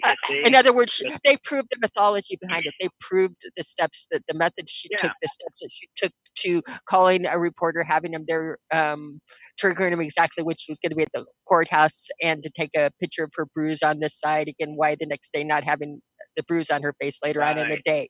I mean, little things like that. They had her on a lot of those things, and yet again, perjury didn't make it. So again, while you're doing the perjury and I'm going to get her and we can have remedy, there was no remedy on the perjury. And on the defamation, the remedy didn't come. It cost him as much to do it. He literally got his name cleared out of it for it than what he'll ever collect. There's no monetary. You're looking for remedy. His only remedy on that trial was popularity. But there's not going to be for what they did out of pocket. Again, you might be going after a pipe dream in the system that they pull out. She lost the case. She did lose the case. She did lose the case. And he won the case, but even though he won the case, he'll be the first to tell you that I spent as much on lawyers as I won in the case. In other words, he might be getting the 8 to 10 million, but he spent the 8 to 10 million preparing and putting it out for it. So he washed out. Mm-hmm. Yeah, but here's the thing. Okay, so here's what's different. All right? You're looking at remedy, but here's your problem with the remedy. Life's not fair. You can get some different things on it, but it's not going to be fair. Yeah. You know, here in the United States, the police officers have just as much freedoms and rights as civilians. And this is what I'm trying to say, is if you can be arrested for filing a false police report, but yet they don't do it, it's still a wrong, and you have wronged somebody by that report. Therefore, that person can take you to court and seek remedy, financial remedy, because they're not getting any type of they're not getting you put in jail. You're not going to have to spend any time, in the courts trying to fight that or anything else like that. But it is set up to where there's many different things that if it caused you harm and you can prove that it was a lie, which I can, and that it was malicious, which I can. I mean, all of these things, the first thing I'm doing is I'm going to small claims court so I don't have to have a lawyer. So I'm going to I have a question for you, though. I do have a question, because from your talk on this on Colfax Avenue, and you were talking Colfax Avenue, and sounded like Colorado State Patrol. The city. Are you in the town? You weren't in Denver, because it sounded like you were in Denver, because we have Colfax Avenue and the Colorado State Patrol. Damn, because I was going to say, why not take the energy and just forget about the girl and go out and find some good Mexican food and enjoy yourself and everything, instead of being caught up with this all? Aren't you living this life, though? Aren't you keeping yourself there? Listen, this isn't the point. The point is this. My entire life, I've never stood up for myself. Now, imagine this. Imagine what kind of advice you would give to a nerd in school that kept on getting punched and beat up, and you started to see that this nerd was working out at home, and he was getting really freaking big and buff. But yet all these little nerds or these other smaller guys were always picking on him. What advice would you tell him? What advice would you give him? I would give him to back up and stick up for himself. But with you, what you're doing, I don't know what you're doing, but I'm just saying that it almost seems like when these situations, it always seems like the lawyers win in it. Yeah, exactly. Just being an old lady, I'm just saying that it seems like people put all their passion and their grief and their feelings and everything in it, and it always seems like the lawyers are who wins. Yeah, do you know why Amber Heard got away with her bullshit as much as she did, and why all these women are getting away with the crap that they do and the things that are coming out of their mouth? Because nobody called, it swung too far. Yeah, it swung too far, and nobody called shenanigans on it. And you know why it's gone too far? Because people sit on their hands and I'm just going to get a Mexican girl and forget all this. That's why. It's because good people let evil happen. And I don't want to be one of those. And I don't give a damn if I get a penny out of it. But I want to stand up for myself for once in my life when I have all the evidence that I possibly could ever have. There is no better. I have more than Johnny Depp ever could want. Mm-hmm. He would have wished he had the type of evidence that I have. I got text messages. I got it all, man. I got call logs. I got it all. So you win your case. Are you going to feel a lot better, or what happens to her if you win? What does she lose, or what? I'm finally going to feel better because I'll tell you what, I'm tired of my name being defamed. You know, I'm still on probation because my ex-wife claimed domestic violence because I have the diagnosis of PTSD. It's an easy slam dunk. People think that, oh, you have PTSD, you're a violent person, you hit people, you put your fist through walls. I don't do any of those things.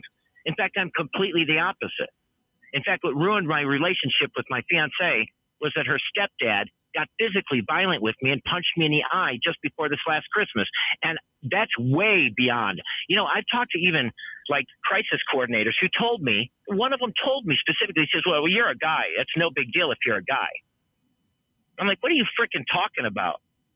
It's somebody punching you and making you, I mean, this is physical harm on another human being. That's the most degrading thing. And then her whole family being dismissive, our entire relationship, acting like what's important to me didn't matter to them. You know, I decided, do you guys know that in 2019, at the end of 2019, beginning of 2020, when they started talking about this coronavirus nonsense, right? I decided that, hey, I'm already, for some reason, I've got these physical problems. Turns out I got these hernias and I'm having heart attacks. But at the time, I didn't know this, but I just knew that I wasn't able to work because, man, I'm not feeling good. I need to sit down. I need to lay down. Well, I decided, well, shoot, this stuff is pretty important. This is life and death. Maybe I should sit back and do some studying because I can't trust the media. I can't trust somebody else to do the work for me. So why don't I do the brain work? I have a brain. I got a pretty good brain. So let me take a look at all this. Let me study germ theory. Let me see what Deschamps and Pasteur, what their little beef was going in. Let me look into all this stuff. And I already knew about the con of Desert Storm because I was in it. So all of these conspiracies that you guys will admit, and I hear on your show all the time that, yeah, we're living in nothing but conspiracies. Well, okay, let's take a look at that. And that's what your show does too, right? You take a look at the conspiracy and you see what's going on. You say, okay, well, we don't know the answers to everything, but we can tell you what are lies and we can show you why they're lies. Okay, so it was important to me. And I said, as a man like me has been raised to protect his family. Well, what's more important than protecting my family when there's a supposed virus that's killing everybody? And how do I keep my family safe? I better learn about this virus. I better learn about science. I better learn about how the body works. I better learn all this stuff in the last 5 years. And I think 2 years, but I've been actually going at it for a little bit longer than that, probably closer to 4 years. But I didn't get any credit for that. In fact, they thought I was just watching television, wasting my time of playing video games, which I don't do, or, watching cartoons, which I don't do. I'm a pretty serious person. I do serious freaking research. And since I've already watched 2,300 or so videos on just bad cop stuff in the last few months, that shows you the length to which I will research something and figure out what's really going on here. That's why the police don't work for us and they don't work for the cities or the towns. They work for the Constitution, that which gives you the power and authority. That's who you work for. If the king gives you the power and authority, that's who you pledge allegiance to, like the Constitution, and that's who you work for. Right? That's all I'm saying. Mm-hmm. You know the one thing Johnny Depp had that you don't? No matter how much more evidence you have, Johnny Depp had a team of lawyers. He had a team of attorneys that knew how to navigate the state legal system and the state court processes. Yes, and you can absolutely learn them, and you can learn them, and a lot of it's going to be trial and error in learning them. Yes, but hold on, just stop for a second, okay? Just stop for 1 second. I don't have to, I don't have to know more than you if we're running from a bear. I only have to run faster than you, okay? So the point is, when I go into court and the person I'm taking to court, Lillian, she doesn't know as much about the law as I do. So the reason why Johnny Depp had to have a team of perfect lawyers and great lawyers is because he knew Amber Heard was going to have her lawyers. So now it's going to be more of a fair fight. But when I go into the courtroom, I only have to contend with Lillian. Unless she hires an attorney. Unless she can try small claims court, she's welcome to do that. And the attorney's going to take, what? If she wins, she doesn't have to pay me. Now what? So what's it? She's like, out the money for an attorney. She's welcome to do that. But no, you can wait. $2 grand? Wait a minute. What's two? Small claims court, you cannot have an attorney represent you. Is it $2 grand or $5 grand the max? It's 10 grand now. It's 10 grand in California. 10 grand small claims court. And how much of that 10 grand do you think you would see? All 10 grand. That's how it works in California. So it's an all or nothing bid? Yep. Well, not necessarily. See, this is the thing. So how much is it going to cost you? How much do you think it will? What, $40 to file? I don't know. Yeah, it's about $40 to file, I believe. Because I keep thinking this is going, because you're using Johnny Depp and Amber Heard at state trials. That's a big trial. Right. And you're talking about small claims court, which, I mean, fuck, you can get a summary judgment pretty easy in small claims. Right. But again, since this is not a cut and dry financial loss, I can't necessarily prove a financial loss. But you can prove for emotional problems, and you can sue for this stuff. Because what I had realized is that I'm far more anxious now than I was before she sent the cops to my house. After I have trauma with police. She knew that. It's just it's the sum of it all. And how are you going to prove that? There'd be like I said, I can prove that she lied, and I can prove that she knowingly lied about a lot of the facts. In order to get the police to come on over and arrest me. Okay, but how do you prove that you have more anxiety now than you did before? How do you prove that? How do you prove your injuries? Well, guess what? I've been having to try to do that with the VA now for 10 years, and it looks like it's all coming through. So again, how does somebody prove their PTSD to the VA? It's the same principles. Almost, except now, especially if you've proven that you have PTSD even to the VA, so now you've got to prove that everything that's happened is not that you've just proven to exist. Everything now we're talking about something completely separate beside the PTSD you've already dealt with. She's adding to that. Even at the VA, and even through the VA, prove that she's adding to it. Process, what I'm saying is that even if you had a precondition, if something happened that is reasonable to understand might make that condition worse, then you qualify for the disability.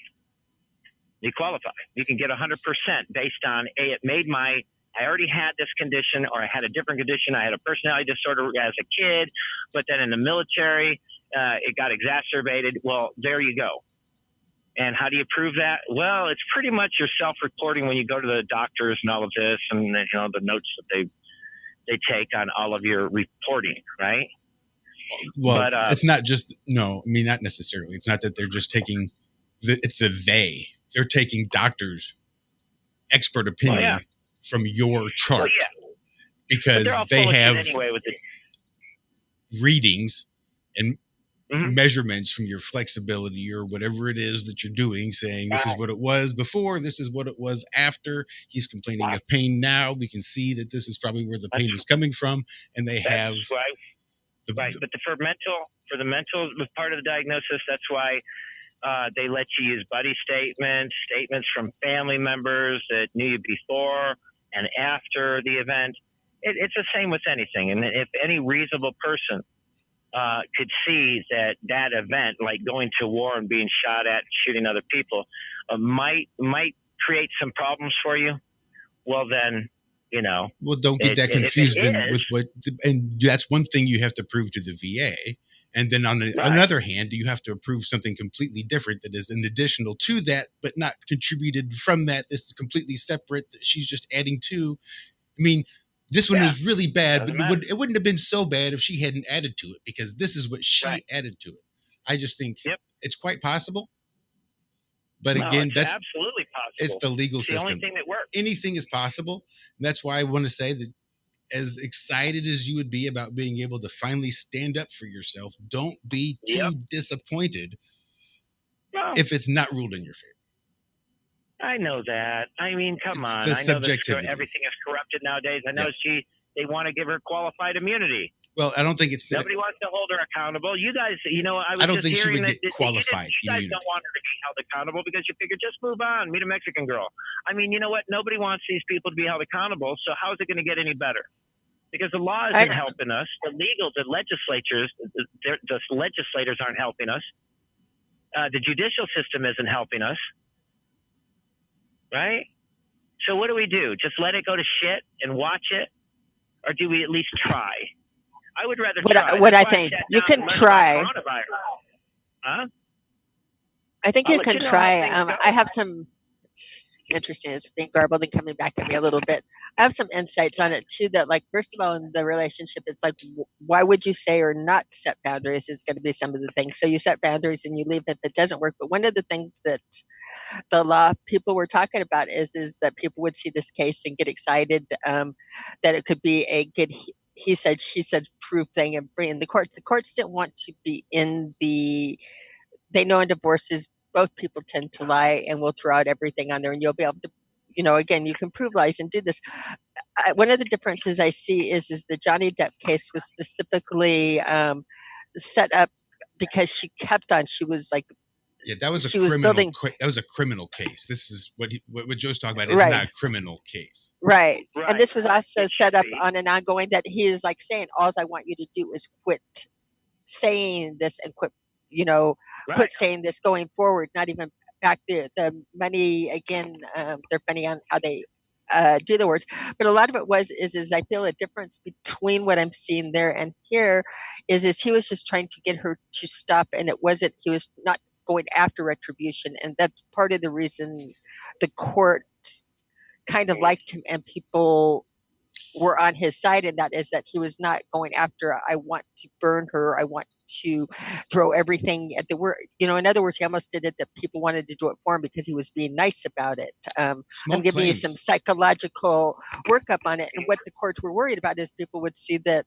they did this and would start doing, because you'll see that the mudslinging, if you looked at the trial, there were areas where she caught him in lies and caught him doing nasty things on tape, and that there's always some good and bad and there's never a right.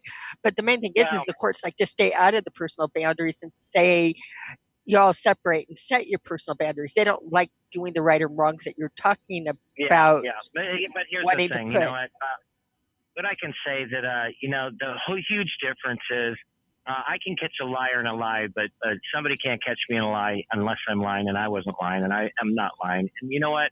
If you don't lie, you never have to worry about a damn thing. And I don't have to worry about a damn thing. So here's the issue. Everybody's thinking I'm trying to get back at her. That's what it sounds like. I mean, it does sound like that. You sound like that could be wrong, but that is how it comes across. It just gaslights me. It gaslights me. It really does. I don't mean to gaslight. I'm just saying the impression I feel. I don't know you. I don't know the situation. It might not be true at all, but there's passion there. There's passion.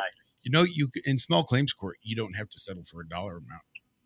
You can forego any dollar amount and get her to compel to do some behavior, get her to stop committing perjury. Well, ask the judge for her to stop committing perjury. That's what you want her to do. Here's what she's caused me. For one, now this is why it sounds like it's retribution, and why you're just trying to get back at her. You can just hear the evidence. Okay, well, this is not retribution. All right, then tell me why she deserves it. Man. Just hear me out. All right, tell me why she deserves it. She filed a false police report to have a bunch of gang thugs surround the house and terrorize me to try to arrest me. Now, just last week, the Modesto Police Department shot a guy and killed him when he was completely drunk off his ass. Just look it up on YouTube, because I watched these cop watcher or freaking shows that came across, and I've seen several where the police department, they abuse the shit out of people and they kill people unnecessarily. And this guy was drunk off his ass. He only had a trailer hitch in his hand, his right hand. He never went to wave it or anything. He was just walking. They kept on telling him to stop. They shot him with a taser. He just kind of swept that off of his body, and kept on kind of walking, and they shot him twice from about 15 feet away. 15 feet away. Okay, but that shouldn't have anything to do with this. This is the type of people she sent to my house to come and arrest me, tell them that I'm violent and that I have PTSD, combat PTSD. Number two, that was that night. Number two, 10 days later, she filed a false affidavit probably saying the same thing that she told the cop that night, thinking that there was no way that she was going to get caught. And then on top of that, filing the false restraining order paperwork, which under penalty of perjury, right? The whole truth, nothing but the truth. She then, 4 months later, when I finally would allow them to set up the hearing date on May 13th, or May 23rd, she went to court and lied again to the judge right to his face. Now, when I showed the judge just the videos of her coming back, if you get gloves, and her statement was, I terrorized her in the morning, and she was so scared she took off in the car and went to work, went to a friend's house and filed a police report. Well, the truth is, she went to work. A couple hours later, she came back home to get gloves that I bought for her, and as she's leaving, she says, I love you, thanks, get some rest, baby. And went back to work happily ever after. Then an hour later, she texted me, hey, you're so funny, because I made a little funny joke about the timing and everything. She ended up texting me back, hey, you're so funny. Hey, I got a 3:00 appointment, just to let you know. And that was it. At 6:30, or at 8:05, the police came to the house to arrest me, but they got the call at 6:30 p.m. So all of that was a complete lie. She'd already gone to work. She wasn't crying. Even when she was going to work, I have her on camera where I went up to her car and kissed her through the window and everything was fine again.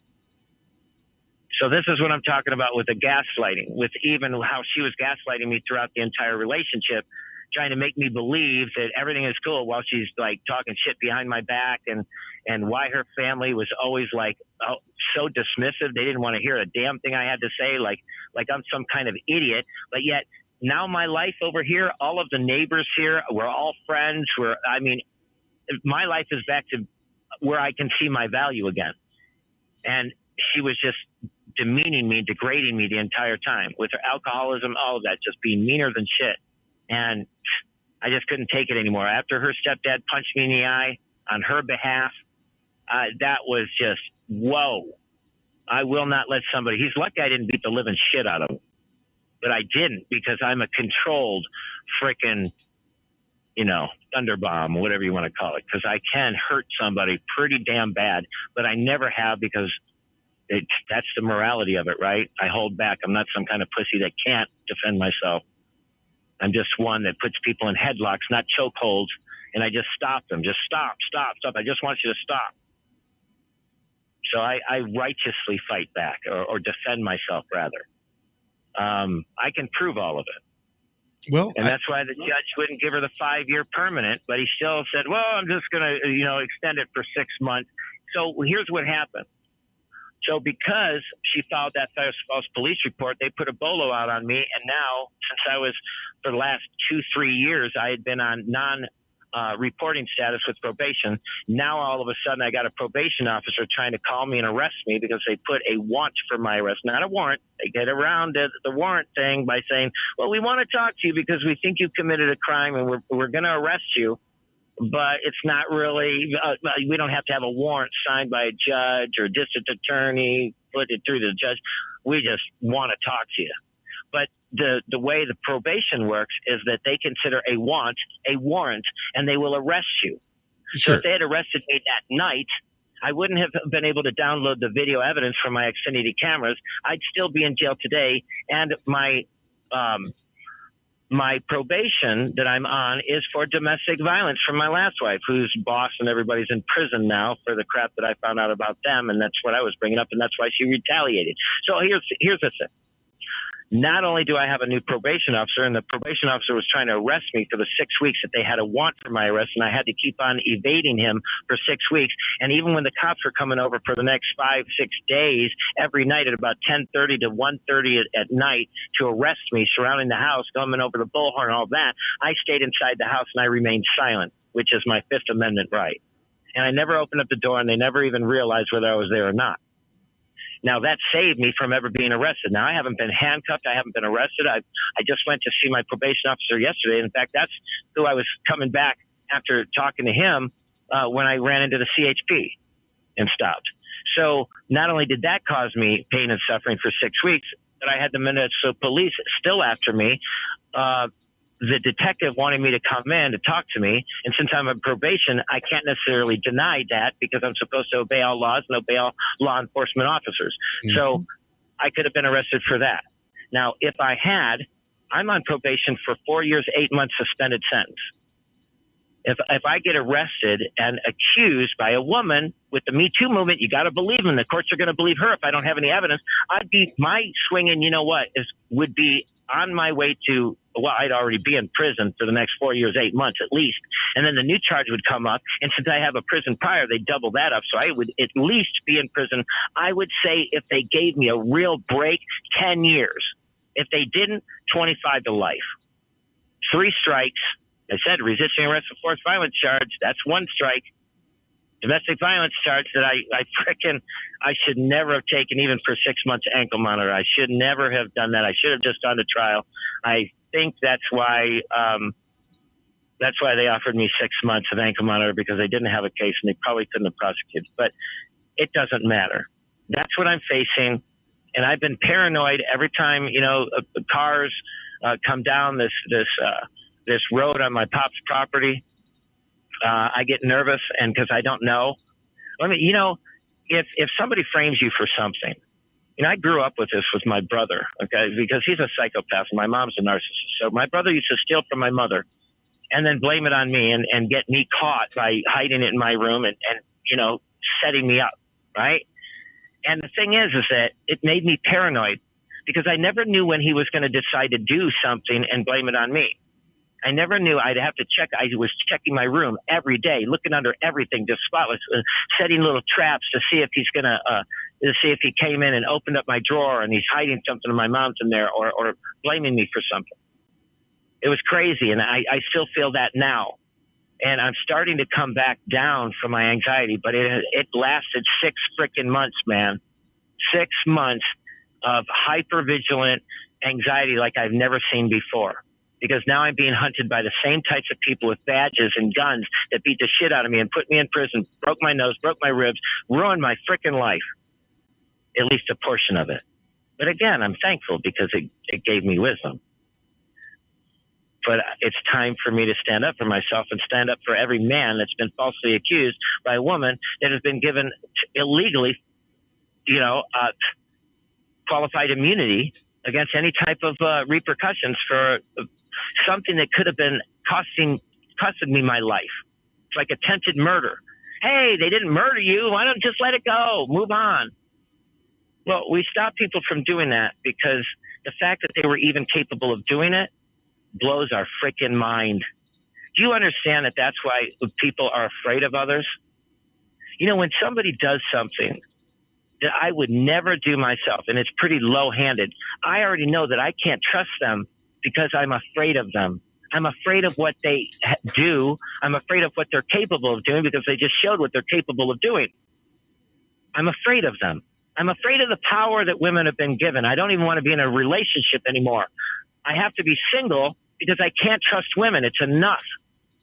So what do you think has been the result of this relationship?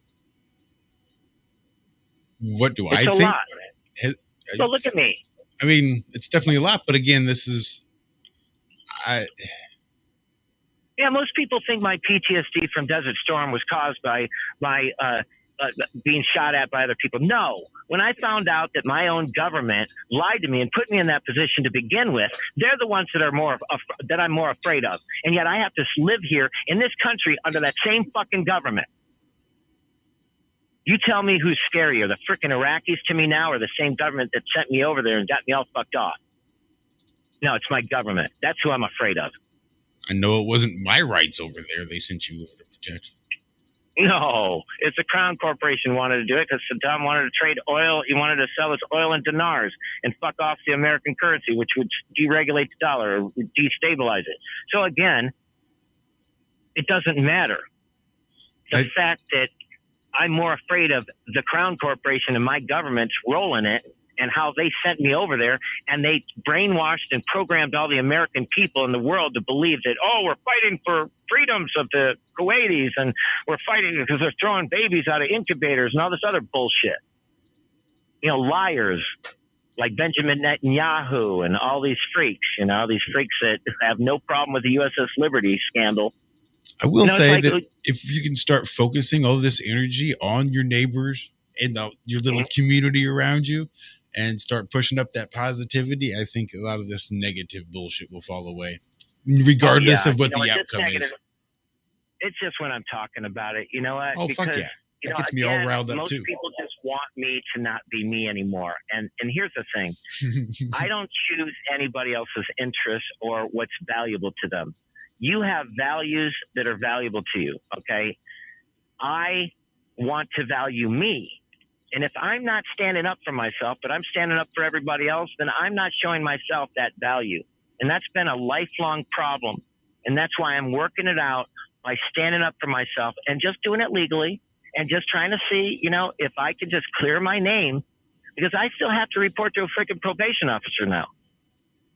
But again, now I've got all these restrictions. It's not going to be forever. And these I lost my VA disability or my VA health insurance. No, I'm not being covered by the VA because now they're like, oh, you know what? You had this warrant for your arrest and now you have to clear this up. And we found something else that you got to clear up. And I'm like, holy crap, man. So, so I lost my VA. It doesn't matter. I got Medicare, Medi-Cal that covers the same stuff anyway, but I can't go through the VA right now.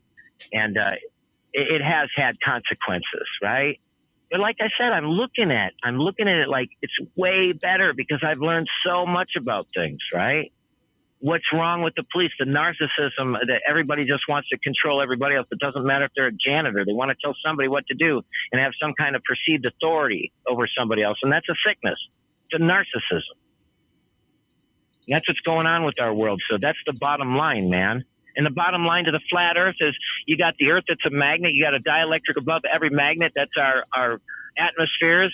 And if you go outside of that, what's holding us together? The rules that apply to everything that's in existence is electromagnetic pressure mediation of frequencies. So if you go outside of that influence from that magnet and that dielectric, what exists? Nothing.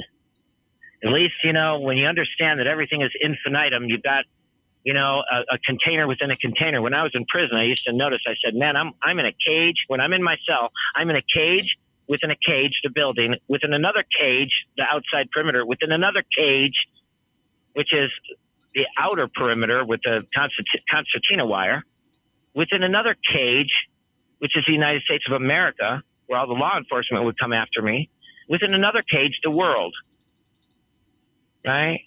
Because now you got Interpol. So, again, it is what it is, man. It is, but I'm happy. Unless it ain't. I am happy. I've learned a lot of crap, man. Come on. I debunked the whole Corona crap, and by 1953 with the U.S. Embassy and there's so much.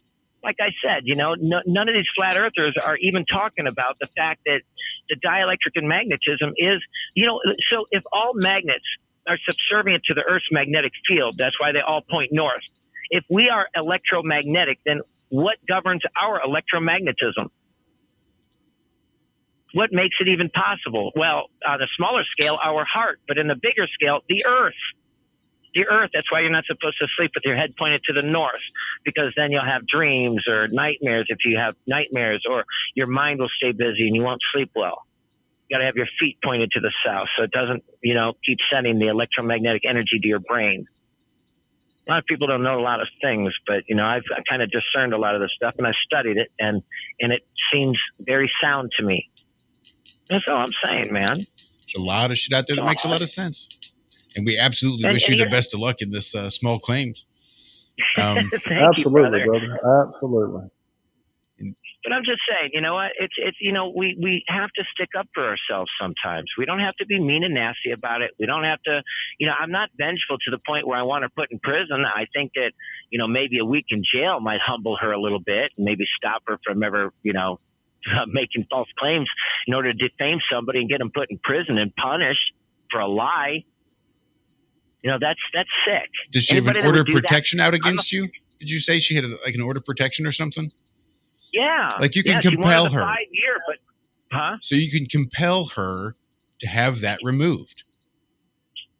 Judge, Right, I but don't want any money. I don't need my 10 grand max. What I need is for her to have this removed because of the harm it's causing me. Here's the harm it's causing me, and I need her to have this removed. That will be your victory in the court. No dollar amount, right? You don't need to have any dollar amount to get a victory in small Yeah, claims. but- You can compel Yeah, but she behavior also- in small claims, but- unless you're going after the money or you're just going Well, after it's her. not just money. See, it's not just that. So it's not See, the what money it and is it's is- not her, and it's just you standing up for yourself. Then why not do it and make it about you standing up for yourself? Compel her to remove the Well, order of protection. That's fine too. Because that's fine order too, of but there's protection other is things. what's causing the issues. If that's what's causing the extra No, anxiety, no. then that would be No, it's what you not. compel her to have removed. It's too late, man. It's too late because when she had that order of protection originally, it kept me from getting my truck that she stole from me because I had been taking care of her dad for 2 years with Alzheimer's and dementia, which kept me from being able to work. And I couldn't work anyway. Like I said, I realized that, hey, you know what?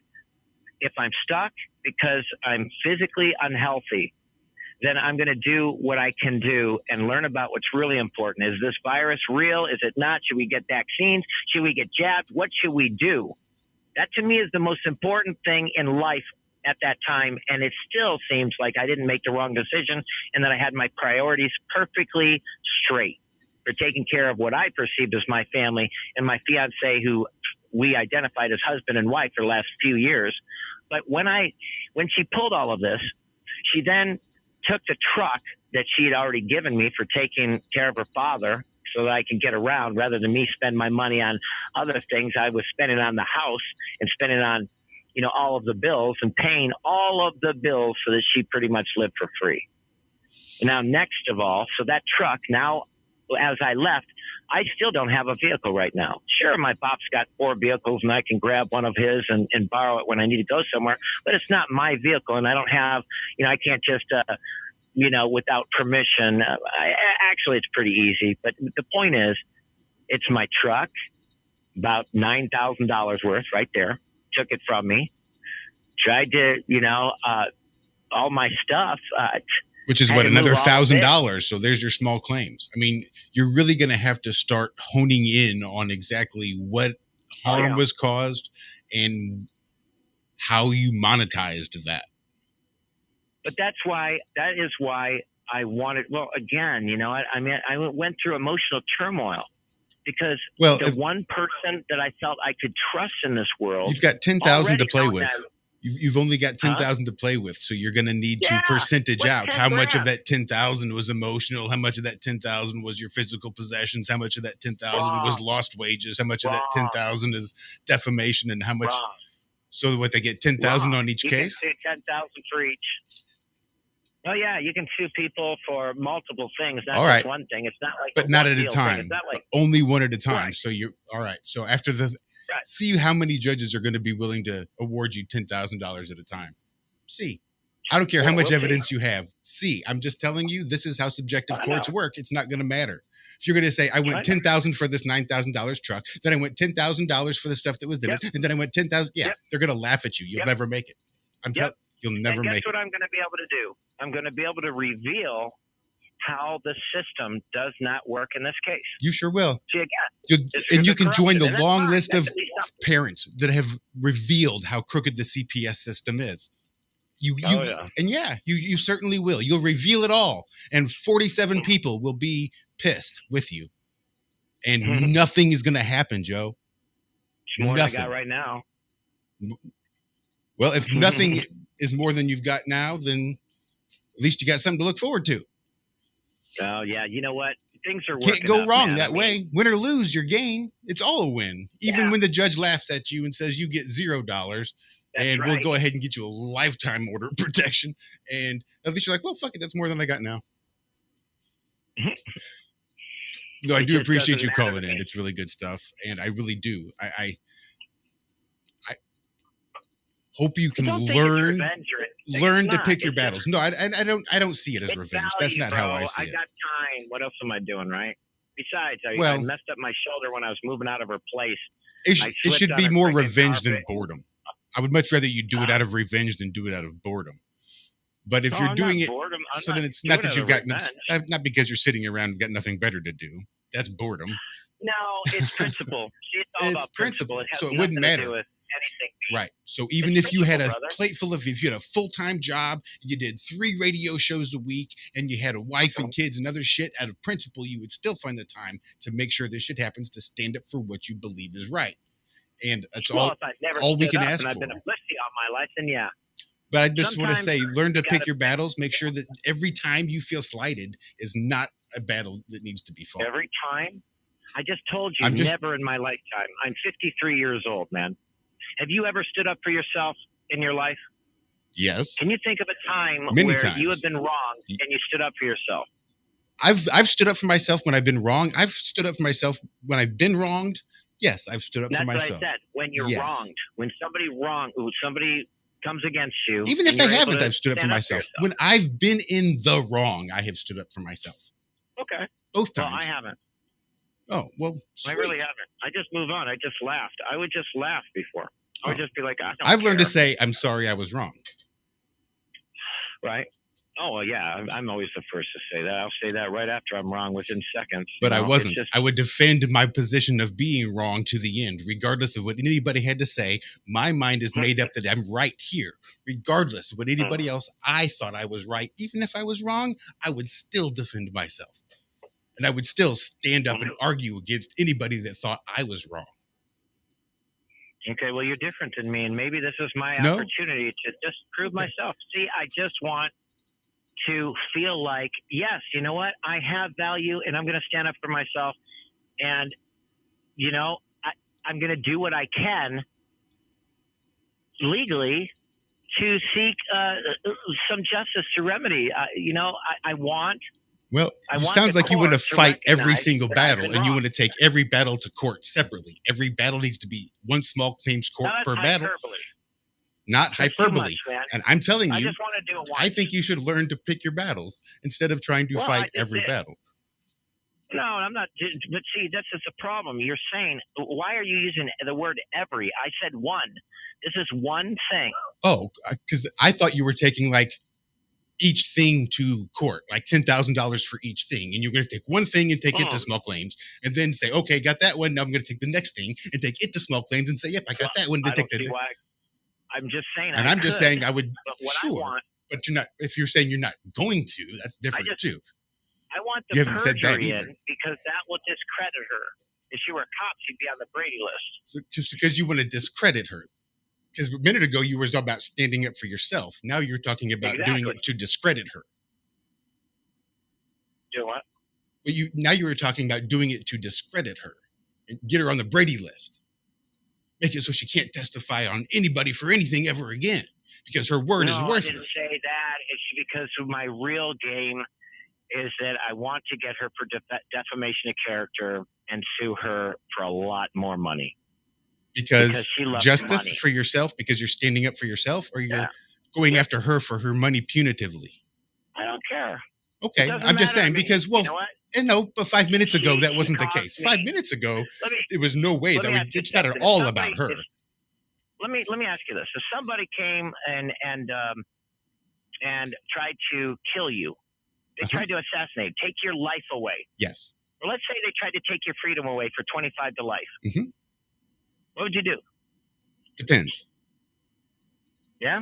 Yeah. How about if 2 people did it? Depends. Still How depends. How about if one already got away with getting you put on probation? Was I guilty or not? 5 years held over your head. Was I guilty or not? Another one tries to capitalize on that. Was I guilty or not?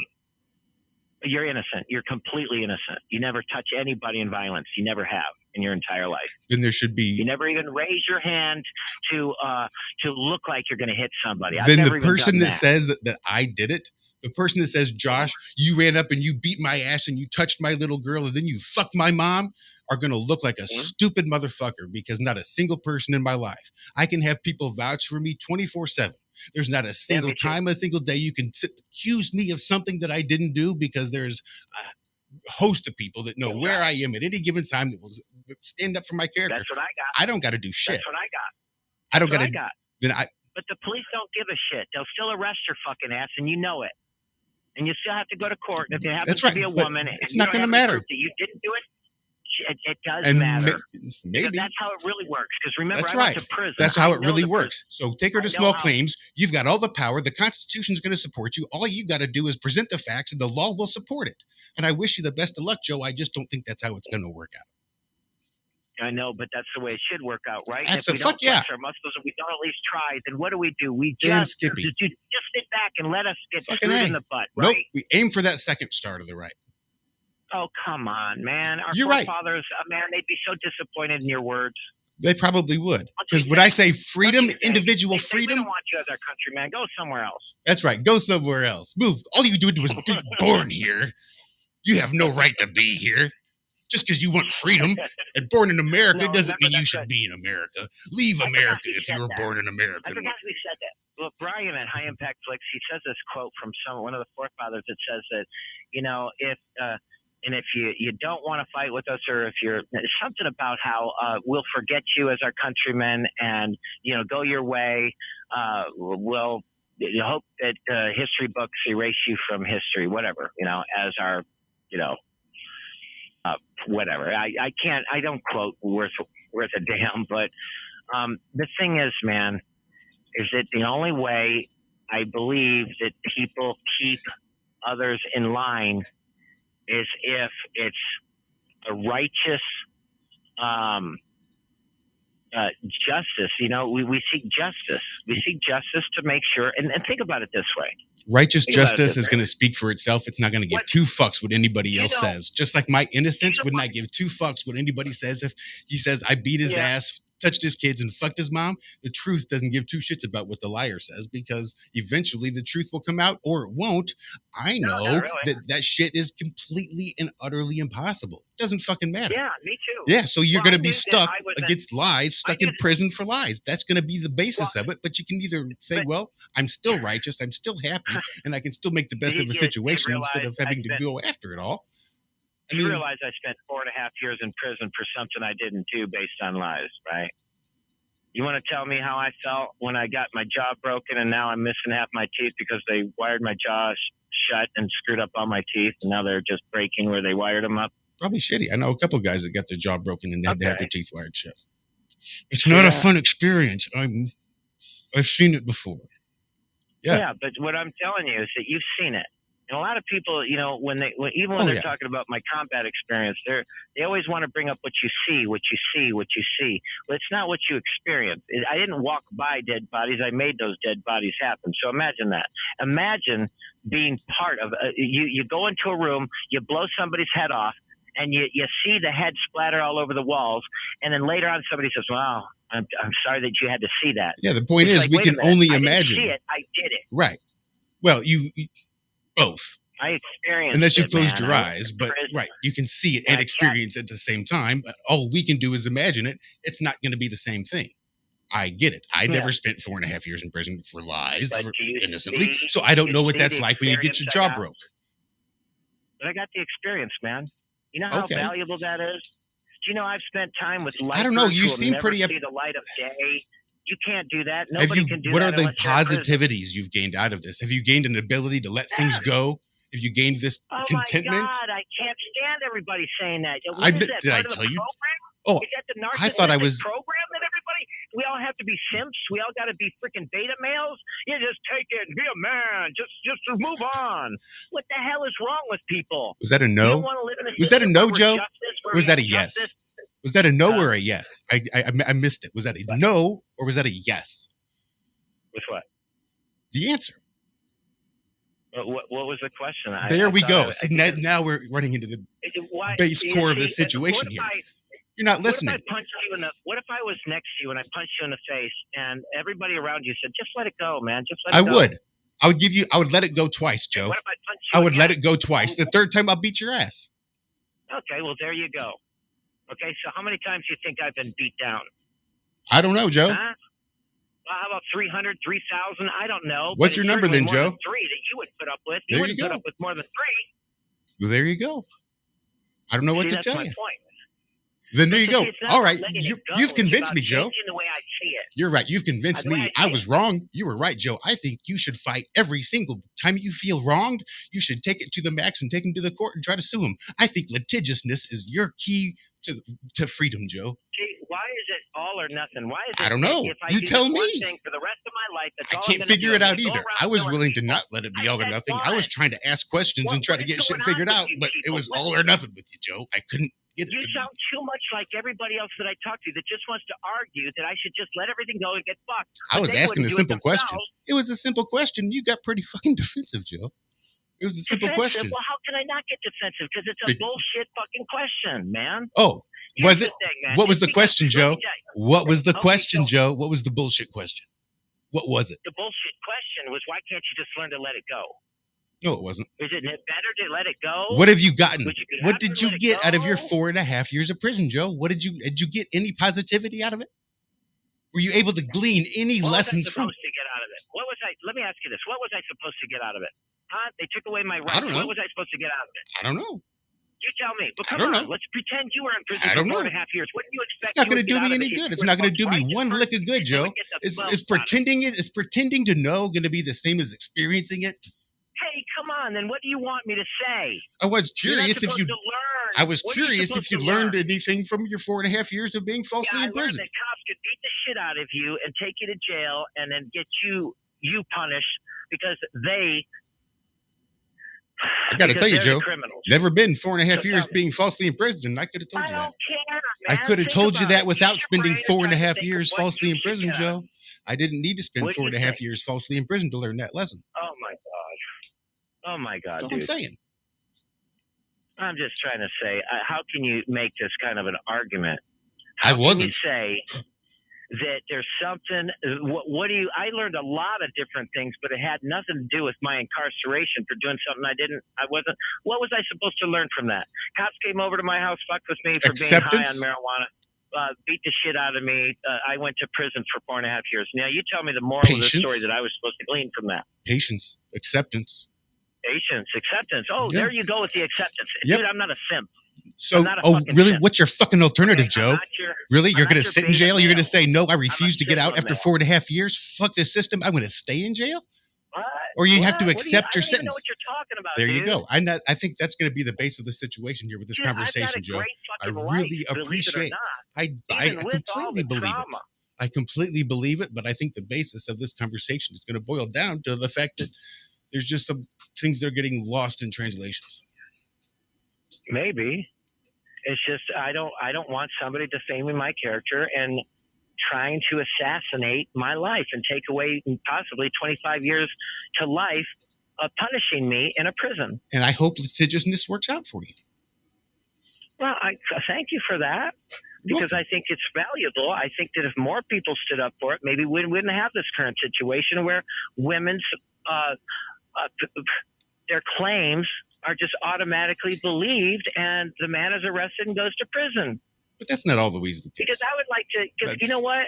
Not always If the case. everybody had Maybe the majority of evidence the case, that but I it's had, not always the it would happen. It would turn. Because it just started even with Johnny Depp, dude. People are constantly changing the subject, saying, yeah, there's a lot of guys that get falsely accused. And But luckily, whatever not did all this. women are like that. So there might be I something never there. said that, dude. Why do you keep About using your all psyche. and every time and everything? And hey, you stand up for yourself now. You're going to Because be it would make sense if- tomorrow, and the next day, and the next day. Because I not never all said women I are wanted like you that. to do this. I learned. How else do I? that How else can't would I trust say the that? People. How else? So Right? I would I say could not jump all in women. That's why I would as a say woman? all. I use the word all because not all women are like that. Some Well, women. everybody knows that, man. Come on, Okay, dude. so why are you attracted Yeah. to the women that are like that? Why are you attracting That's them into your exactly life? My point, and that's what I learned. So that's With Lillian. about you. Recently, So I that's learned your shit that that you I- need to figure out, Joe. Hey, Maybe stay by let me yourself. answer. Don't worry about Let me women. answer. Figure out your shit. Let me Fix answer. your shit first. Dude, let me answer, man. The most valuable takeaway that I found from this is that because I was raised with a narcissistic mother and a psychopath brother, I developed a borderline personality disorder. Now, the funny thing about a borderline personality disorder is that they attract other narcissists and other people with borderline personality disorder. Now, Lillian has a borderline personality disorder because she has narcissistic mother. And it was that narcissistic mother that actually ruined our relationship, and her narcissistic husband. So the two of them are really freaking just liberal narcissists. But what I learned is that I've got to deal with my borderline personality disorder, because if I don't, I'm going to attract the next one. And I think that's where the energy would be best spent. Rather than in litigiousness, I would say try fixing that. Spend that energy there. Dude, you know what? There's a lot of things I'm working on, but the one thing that I'm working on is standing up for myself is the key to getting away from being a borderline personality disorder, because the borderline is the one that accepts the abuse and believes that it's okay for other people to abuse them. So all of this ties in. It's just letting way it go more is different than complicated. accepting it and letting it continue. Said letting it go is not the same thing as letting it continue. No, letting it go is what a borderline personality disorder does. Okay. With that, Joe, I love you very much. I really appreciate your calling in. This has been a great conversation, and I hope to talk to you soon. Toodles. I've had my fair share of BPDs, and I'm not going to let that shit stop. But that was a great conversation all around. I probably should have put my foot down and ended that conversation somewhere 45 minutes ago. There was just got sidetracked. So my apologies. It was intriguing, and one of the things I have noticed, and he should too at the age he's at, is you'll see pendulums always going back and forth, where you set them back and forth, where things swing in different directions because of the reasons happening. I grew up in a day that, like, honestly, we didn't report sexual harassment. We graded it. I mean, that was our joke. It was like, what spunky comeback can you come? And we sat around borders and we did things differently. But then there were shyer girls in that and men in power that really did use their position. And then you have boundaries set just to protect like a few of what you would call the fragile and sweet girls or whatever, and you set the boundaries, and they do go in different directions. They go too far that way, and then they have to swing back the other way, and they're working on swinging back. But when they swing too far in either direction, it gets very, very problematic. And right now, anybody and everybody should know, anytime that you say that no women lie, all women know that that's not true. All men know that's not true. That's just like saying all men are abusers. We know that's not true either. You have good and bad in both sexes, and in every flavor, any way you want to break people up, you're going to have good and bad. And good and bad is really not so much a person as much as that choice that person is making at that time. And are you making good choices and bad choices? And if you get on, the right enough of it, people tend to think you're a good person, like Josh. I think Josh makes pretty good choices most of the time, or is aware of his choices. You take control of your choices. I try to. That's the key, is taking control of your choices. That to me is maturity, is where you take control of your choices instead of react and not pay attention to what your choices really are, and just to what feels like right at the time or easiest at the time. But no, you can't just, like, again, there's a lot of anger in that call, and this woman was probably absolutely, absolutely horrid to him and was a horrid person. But that doesn't make women horrid. Especially if she was borderline personality. Again, I'm speaking from firsthand knowledge about what it's like to have to live with a woman with borderline personality disorder. My experience is they don't just let things go. That's all I'm saying. And the shit that I've had to put up with to hear someone with borderline personality disorder tell me that that's just a trait of borderline personality disorders, is we just let shit go. Especially after the conversation we had just had, I knew that there was not going to be any further conversation, because I was at a point where there was nothing much left to be said. So. I love Joe, but I think there was a lot of things that needed to be said on both ends, by both parties on this, I think, because I know Joe is dealing with a lot of things and has been for a long time. And I know that shit wears on people, but know that nothing I've said was said out of anger. I do still love you, Joe. But again, there's a difference between accepting and letting things continue. I can accept that's how you are. I just don't necessarily have to let things continue. I want you to eat, just not at my table. That's all I'm saying. But I think that was a great show. Thank you so much, Jose GG, for calling in. Thank you, PTSD Joe. Huh. Lots of numbers, lots of Joes hanging around tonight. That's good stuff. Walt had to skin off and get out of here and go get something to eat. I could probably stand to do that too. It's late. It's 9:30. I'm crashing. My eyes are Yeah. closed. They're so heavy right now. It's Yeah, crazy. sorry everybody. That was more behind the scenes stuff that needed to be done that shouldn't have been done on the air. Really, is how that played out. None of that needed to be broadcast on the air live. That should have all been done off the air, and that's my fault. Well, that's our fault. I didn't call it, but I love you guys. Thanks for hanging out. I know it was a bit of a wonky one, a little bit everywhere, but that's kind of the way we do things. We're always a little bit everywhere. But you guys have a great rest of your weekend, and I think we will hopefully. Oh, can we end it with gravity? I don't think I have the full one. I think I've got the wonky edited one. If that would be all right. That would probably be okay. Yeah. And Shauna, if you're still in the chat, and James or anybody, tomorrow I think is happening. I just don't know when. As soon as I figure it out, you will know, darling. But plan on coming over here, and we'll go over there whenever we get up and do it. Plans for tomorrow. Big shout out to Val in chat again. We should be planning some sort of little meetup here in the greater St. Louis area at some point. And it'd be nice to see you again, get to hang out with you, catch up, and let you know we're not all toxic as fuck. Because that's how I refer to as people in definitives. That's me, Mr. Definitive. Just ask anybody that's ever talked to me. That's all I talk in is only definitives. I commit to everything all the time, no matter what I say. Trust me. Mr. Commitment, Mr. Definitive. This guy.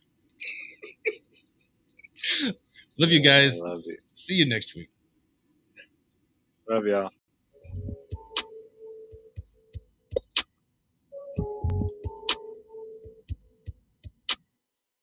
We're up pretty high, our heads are almost in the clouds, and their feet are chained to the ground with their chains of misery. They've got a hold of me, they won't let go of me. Let go of me. They might have gravity on their side, but something's pulling us high. Got the potential to fly.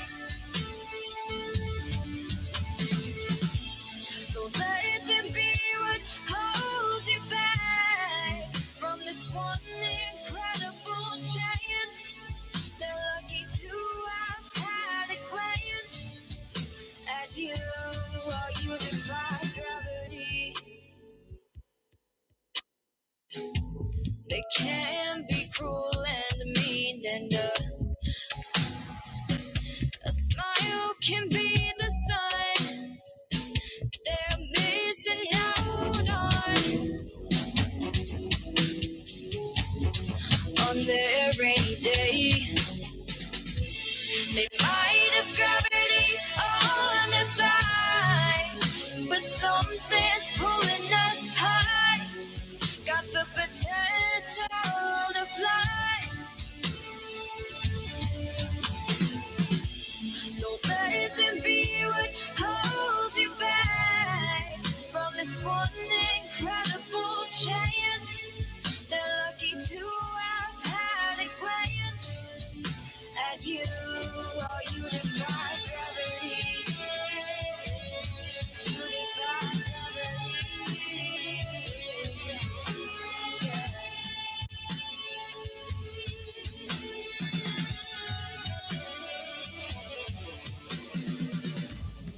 They say we aren't strong enough.